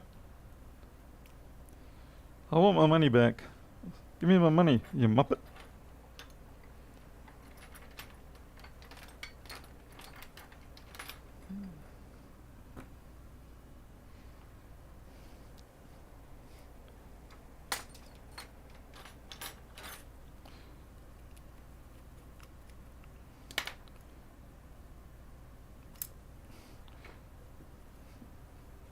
I'll just cover all that in hot glue.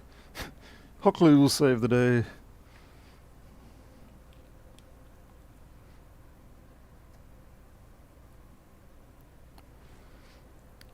What we're essentially doing here is making sure we do get back to 20 volts. Okay, we've got 20 volts, 400, 1.4 amps.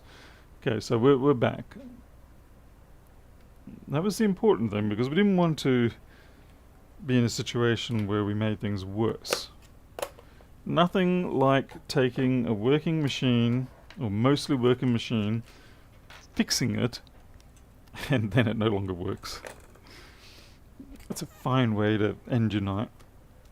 Okay, so we're going to put it back in the chassis. We're not going to bother with the... That is so cool how those fans are just so bad. Oh, that is disgusting. Sorry. Shame on me. Good thing the fan needs replacing.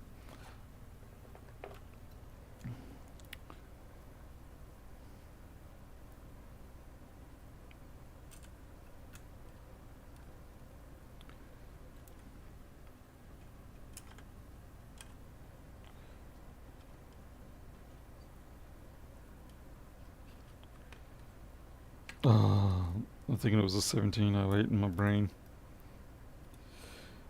Must be nearly midnight? Yes, it's nearly midnight. The brain's starting to fade out on me. I'm starting to make more mistakes than my usual dozen a minute. Come on. Come on. Come here, little cable. Come here.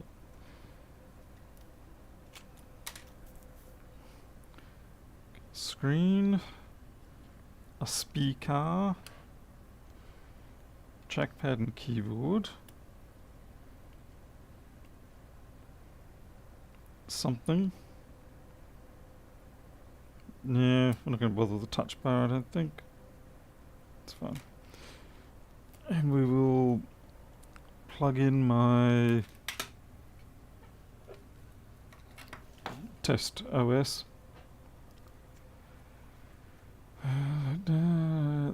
Fan is probably full of the screws. Yeah, probably. Yeah. I do like these testers, the fact that they've got the USB-C and the USB 3 in the one thing. And they're fairly cheap too. Now, I actually need to drop it on the floor.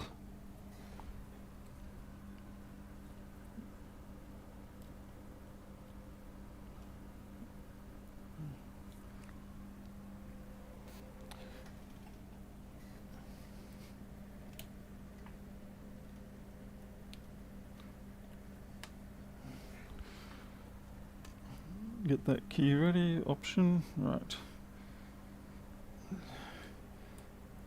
Plug this the other way around. That is, plug in the MacBook first, and then plug it into the power brick. Okay.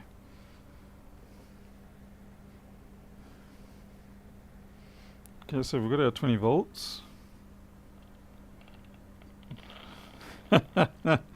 Oh dear. There's some beautiful fan noises there.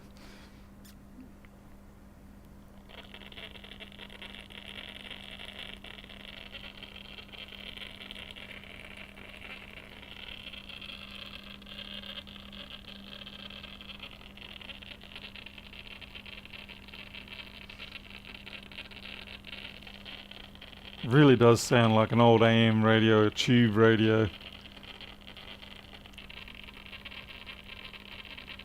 Yeah, Geiger counter. Oh, that's a good one. Yeah, Geiger counter. Yeah. Mm. Mm.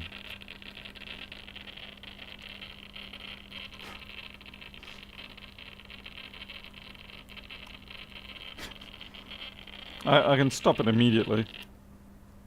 There we go. That's how you know it's the fan and not the speakers. I can just put my... there. It's back. Hey, Tech for Stress. It really does sound like Geiger counter or radio static, doesn't it? Alright. Unfortunately, I can't keep it silenced.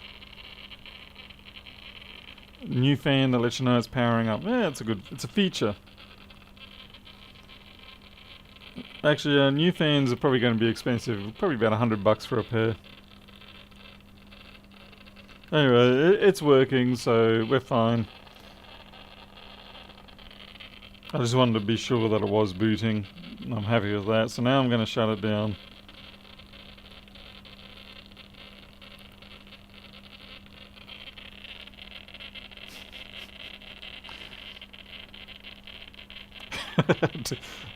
Chernobyl series laptop. That's great. Yeah. Oh, sad end there.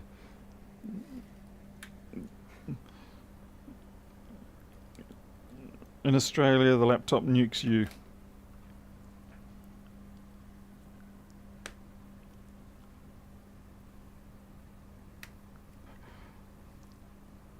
Mario, wouldn't mind giving myself a Geiger counter.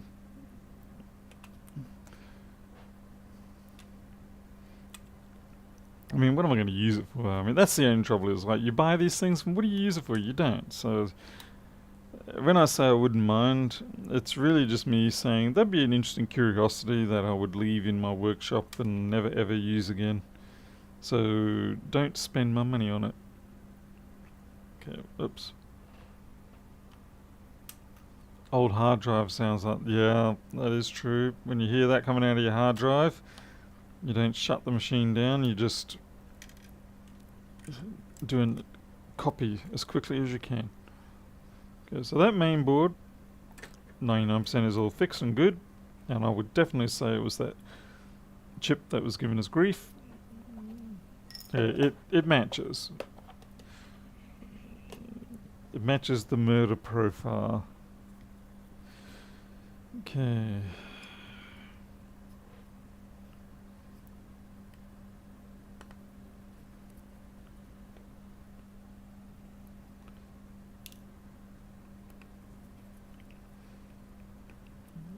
Good reason to invest good money into these fine Torx drivers. Because when you have to deal with... What is this? This is T3. So it's not the finest. I do have down to T1. But there's certainly no substitute for them when you need them. It's not something you can just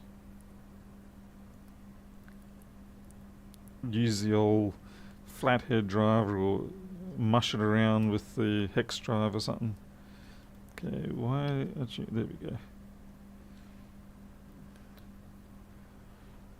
So we're going to pull this apart because I'm curious as to why it's so bad. I don't think there's anything in it. I think it's just maybe the bearing sleeve has come apart or something. I don't know. But it's intriguing.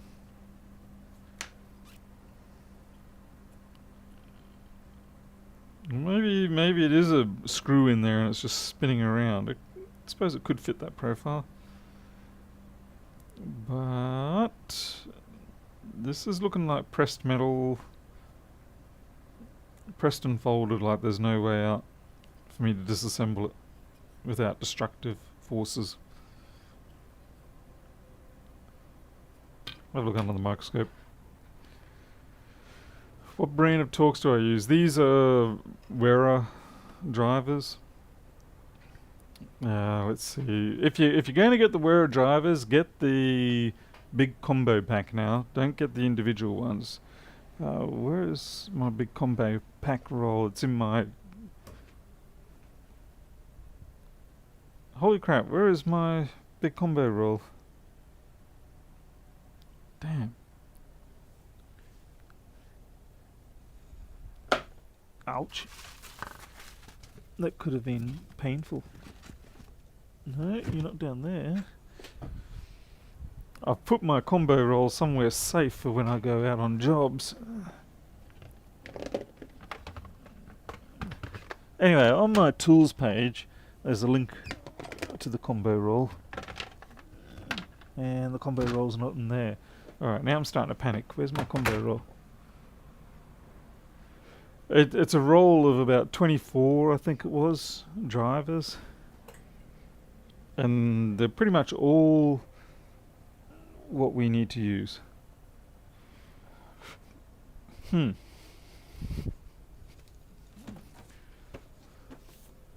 are you, little combo? Don't be shy. Oh, there you are. Yeah, hiding behind all the new iPhone 10 and 11 or whatever stuff. Okay. I still actually have to find a way of giving this away. This is an iPhone wearer kit, or other types of phones. So I need to find out how to do a giveaway for this. Let's see if we get a full screen. Yeah, so I still haven't found a way of giving away this. It's kind of crazy. It's like I buy these things for giveaways and I don't give them away. I haven't even taken the wrapper off this one. It's probably going to be a mistake. See you, Vladimir. Take care. What is nice about this one is that it comes with a stand.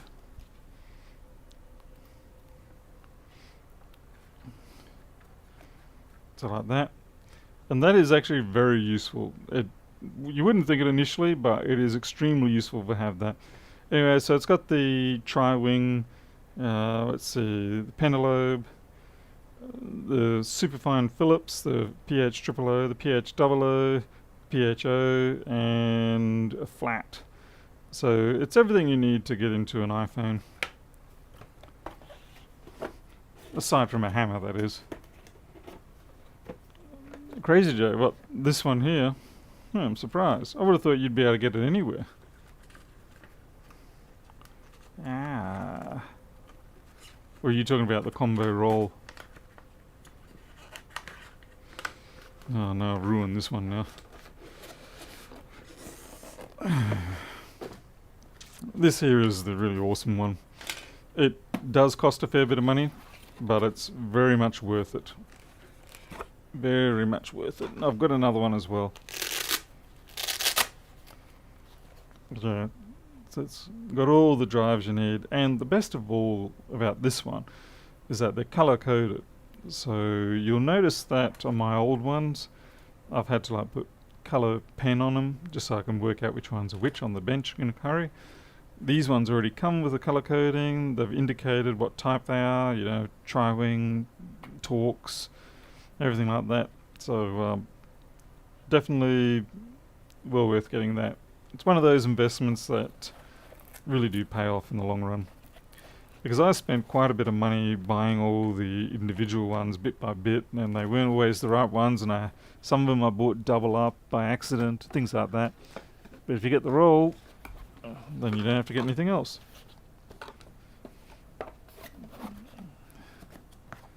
Anyway, I guess that's my bit of promotional work there. Now, what were we doing?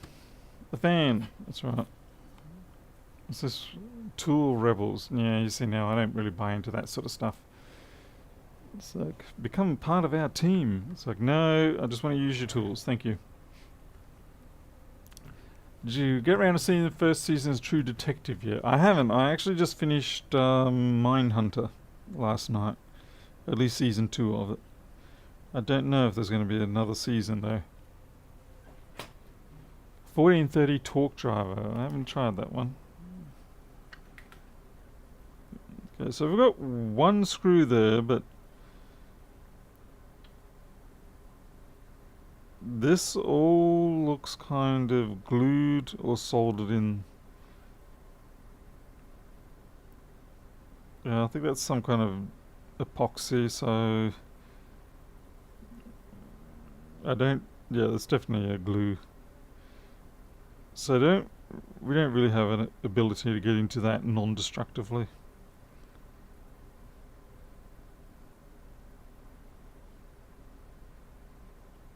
It's funny, it seems to rotate okay. And there's a little bit of a wobble. At slow speeds it doesn't do it. Yeah. I don't know what's going on with this one. Maybe I should just destructively destroy it, since I'm going to buy a replacement anyway.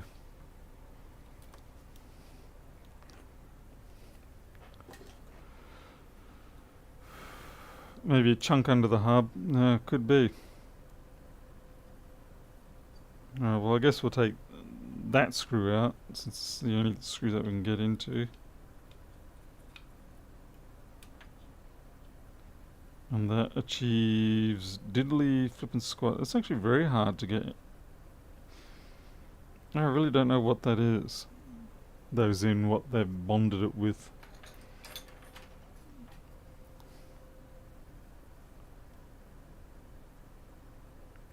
Okay, it's some sort of glue, because I can penetrate it. So it's probably epoxy. So if I give it... No, that doesn't actually make a lot of sense, because the epoxy starts to degenerate at around about 60 to 70 Celsius. I guess we'll try that theory anyway. And we need something to separate it. Let's jam a pair of tweezers up in here. It doesn't feel like super glue, it's not brittle enough.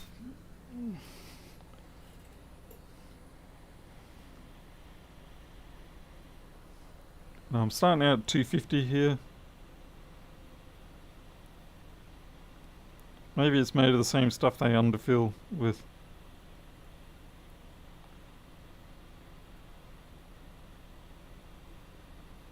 Yeah, it's actually probably is.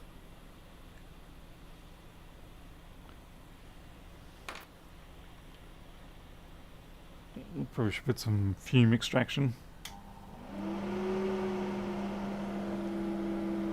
The arrow is actually for the exhaust.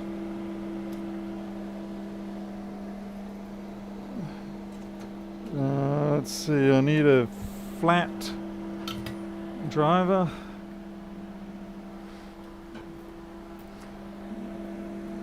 No one ever uses flat drivers for what they're actually meant for. Well, to be truthful, they're meant for doing exactly this. That. Shove them in one way, twist and turn, and get your win. Like that. Yeah, it does need to be heated. It's like I'm trying to do it on this side, but it's not heated, so it's not letting me. So we just have to go through, heat each sort of section, and then pop it open. It's going to be difficult though when I get into the impeller section.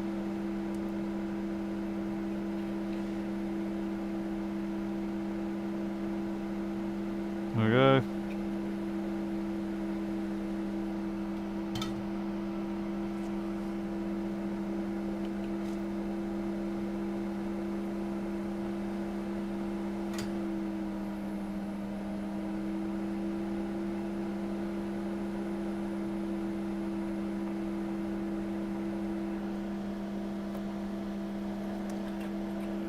Put my spudger to good use and get in under here.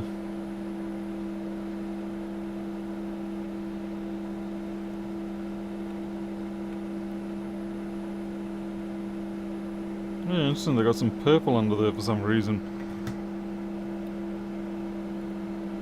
Maybe it's like the dye they use on bank robbers. So they're probably hoping that this will spray purple spray all over me.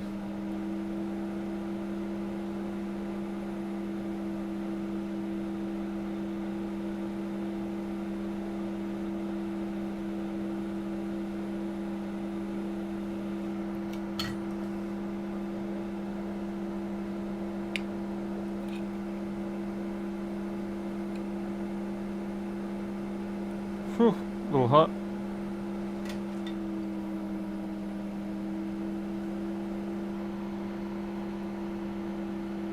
Yeah, I agree. What's wrong with screws? They'll, of course, they will say that it is in fact for durability, because screws will rattle out whereas glue will stay put. I'm fairly sure that would be their pitch. That's a tough one, that one. Not ready to come up, eh? Kind of need something really heavy to hold. Ah, there we go.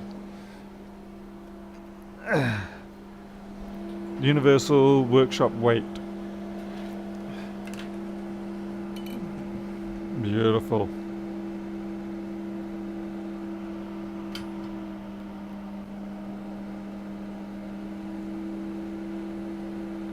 Don't you dare pop out. No! The weight's doing its job, but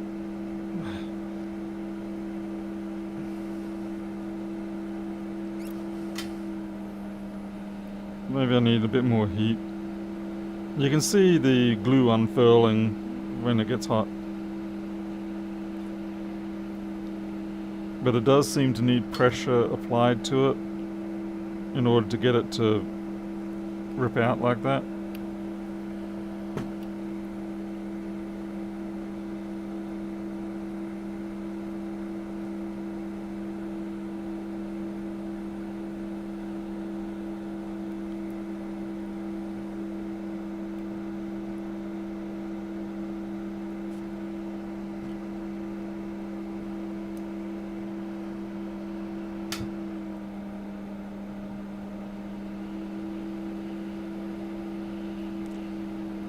I know this is kind of painful watching slowly, but eh,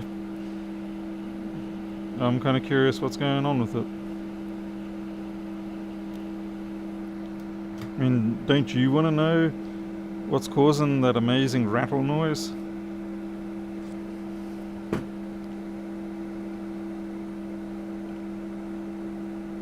Come on. Okay, I'm just going to work back from this side now again. Okay, it seems like once the glue is violated, it doesn't seem to reactivate. Like, it's not like hot glue type.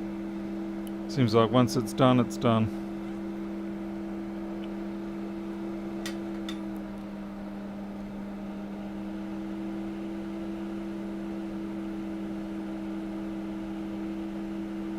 Which makes me think it's likely epoxy of some sort.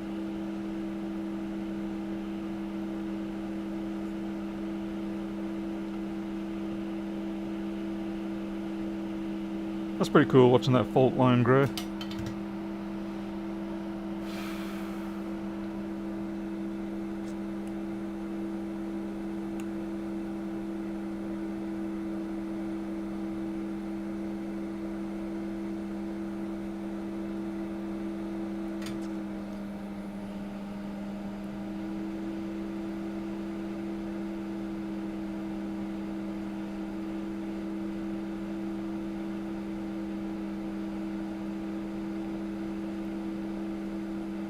So this one's going to be a little bit tricky. Not enough force being applied to, ow, hurt me. Ow. Who would have thought when you heat things up they get hot?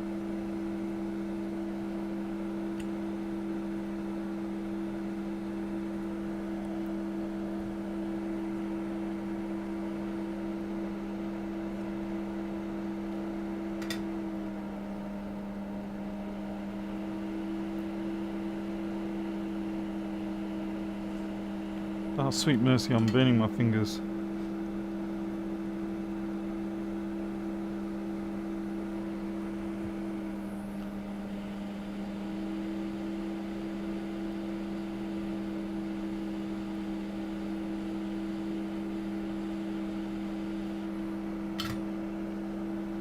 That should be it. Yep.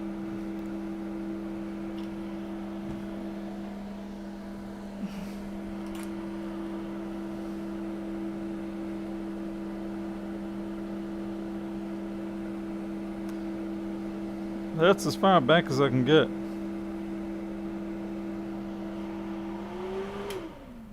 Doing this for science. Yeah. And it's still gravelly. So yeah, bearing failure. Unfortunately, I can't really...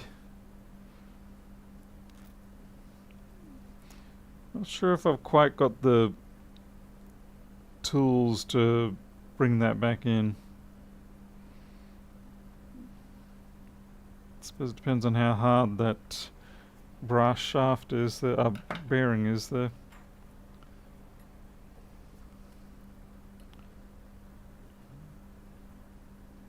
So I kind of need to like tap it in.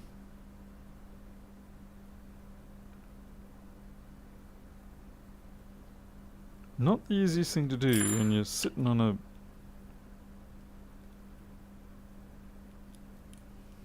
Oh, crikey, it just came straight off.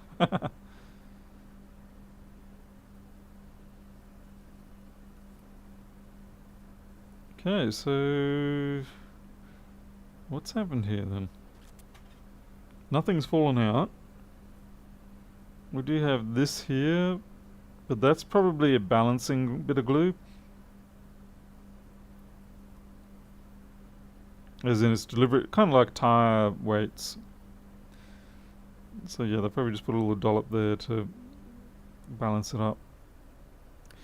Given the amount of metal filings in there, this kind of looks like Tim TCRS's oil after he's been running his truck for a week. Yeah.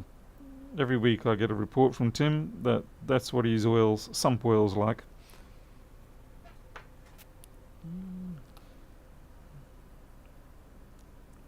It's some pretty glitter.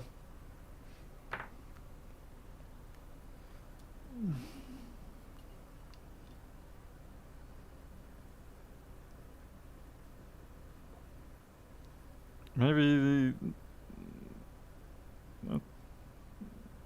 thought maybe that had come loose, but no, that seems fine.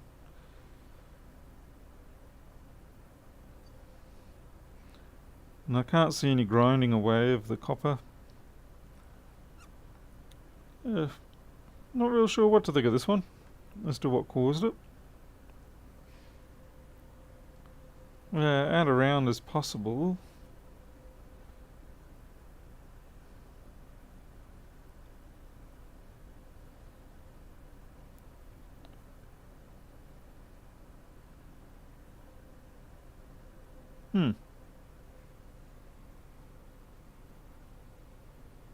I don't balance them. Well, I wonder what that glue blob is then. I mean, I agree there's fine tolerances, but yeah.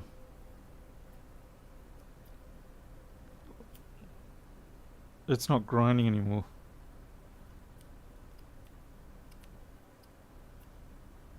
It stopped grinding. We fixed it.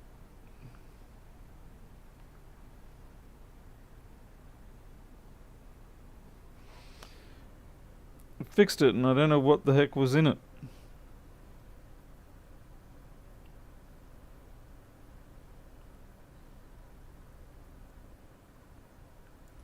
Well, I would like to know what this is then.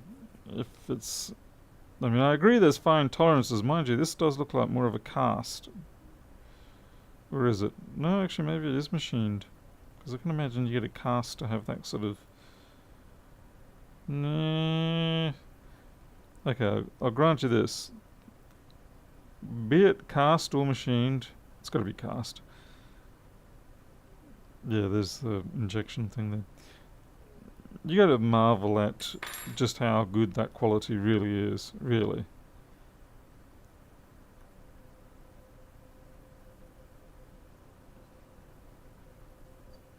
There's a couple of little tiny rocks on the bearing there. Not on the bearing. What am I talking about? The magnet.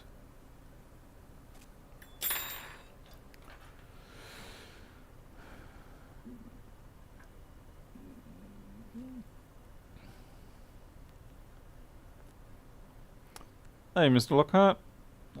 HPI5. Oh, 250. Oh, man, I actually had one of those today too. I've got one that I'm fixing now. And it needs a new SSD. There's certainly little rocks in here. Of that. And they are magnetic.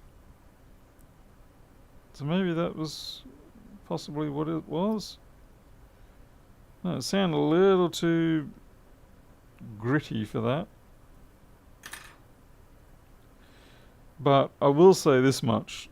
The amount of brass in that oil, my guess then... No, I don't know. I don't know what to guess here. I was going to say maybe a little rock did get into the sleeve. Or on top of the sleeve. See how there's a groove running around here? See this?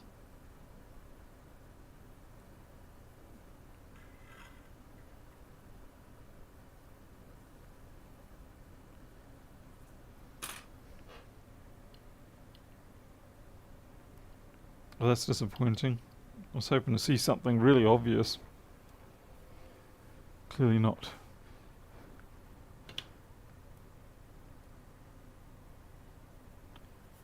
Those little rocks are the culprit, you reckon? You know what I mean? Look at that. It's not making any noise at all now. That said, I'm still going to put a replacement fan in, not only because we just took the glue out of it, and it's obviously not going to work anymore, go back together properly, but just looking at those brass filings in there in the oil, it wouldn't be a good thing to put that back together. Because if it doesn't fail now, it's the sort of thing that will fail in 6 months or maybe 12 months. So, yeah, it's better just pay that little bit of expense now. Put a new fan in. Yeah, it's fine. So what I'll do is I'll keep this one for myself as a test fan. And should it ever get all grindy on me again, at least I can open up and have another look. Sleeve bearing is the angst of everyone. Power it up. No, I guess I could. Means I gotta plug it in again, man. And I'm not even sure I can get it back together properly because of the fact that the glue will probably be sitting a bit funny now.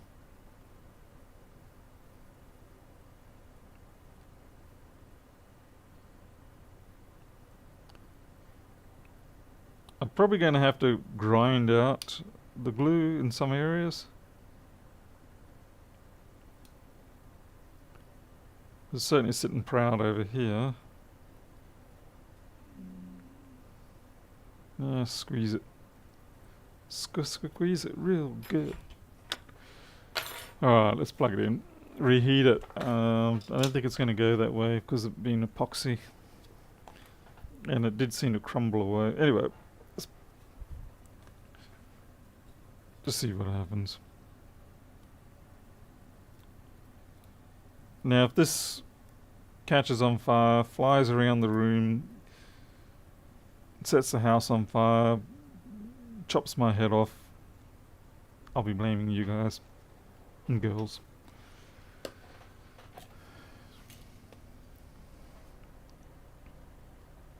Ah, I forgot that little screw that's on the underside.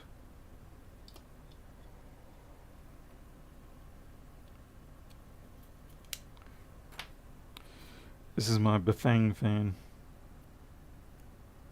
You realise you've kept me up now, almost 1 o'clock.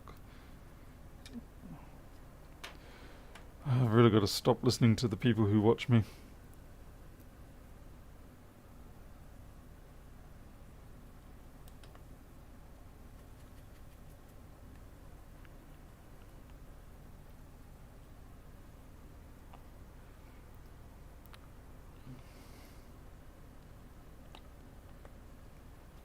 Nick, I'll take you on that bet.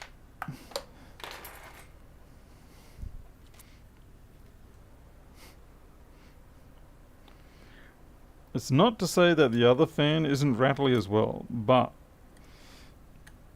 this one was definitely rattly because we tested it a couple of times before we even... Oh, damn it, I've done that 1708 fault again. With the Wi-Fi cables.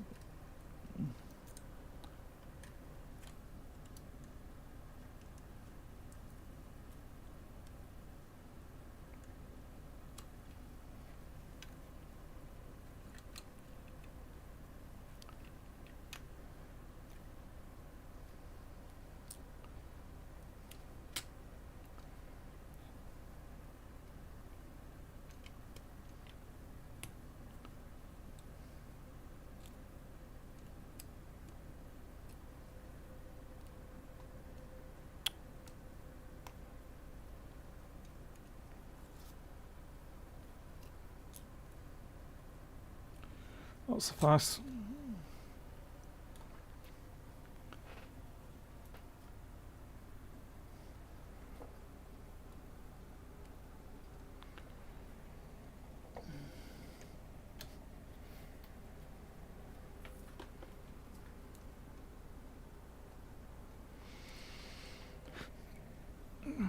Someone holding down the Alt key for me, Option key for me?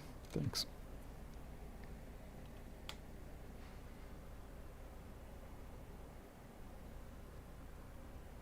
Okay, what have I done wrong? I'm not even getting any power now. At all. Yeah, probably because I turned off the brick.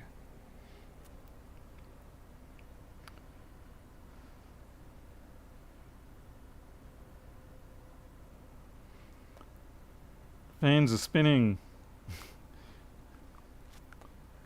Oh no, Nick, what are you going to do, man? The fan's spinning.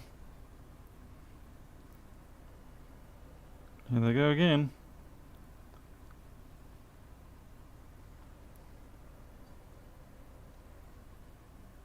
Why does it give me the battery crap?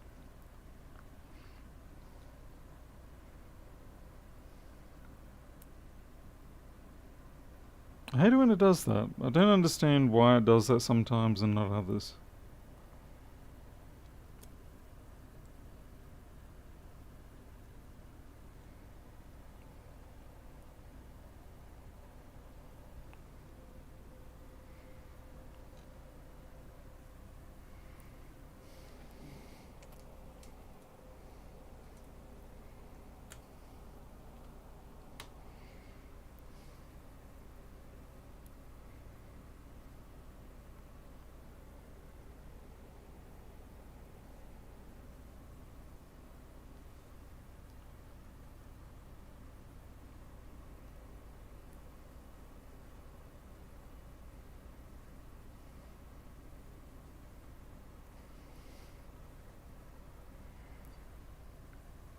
Yeah, weird. For some reason I've noticed that sometimes it'll come up with this battery charge requirement and other times it doesn't. I'm not exactly sure what the differentiation is. Anyway, so we did shut the fan up, but I am not going to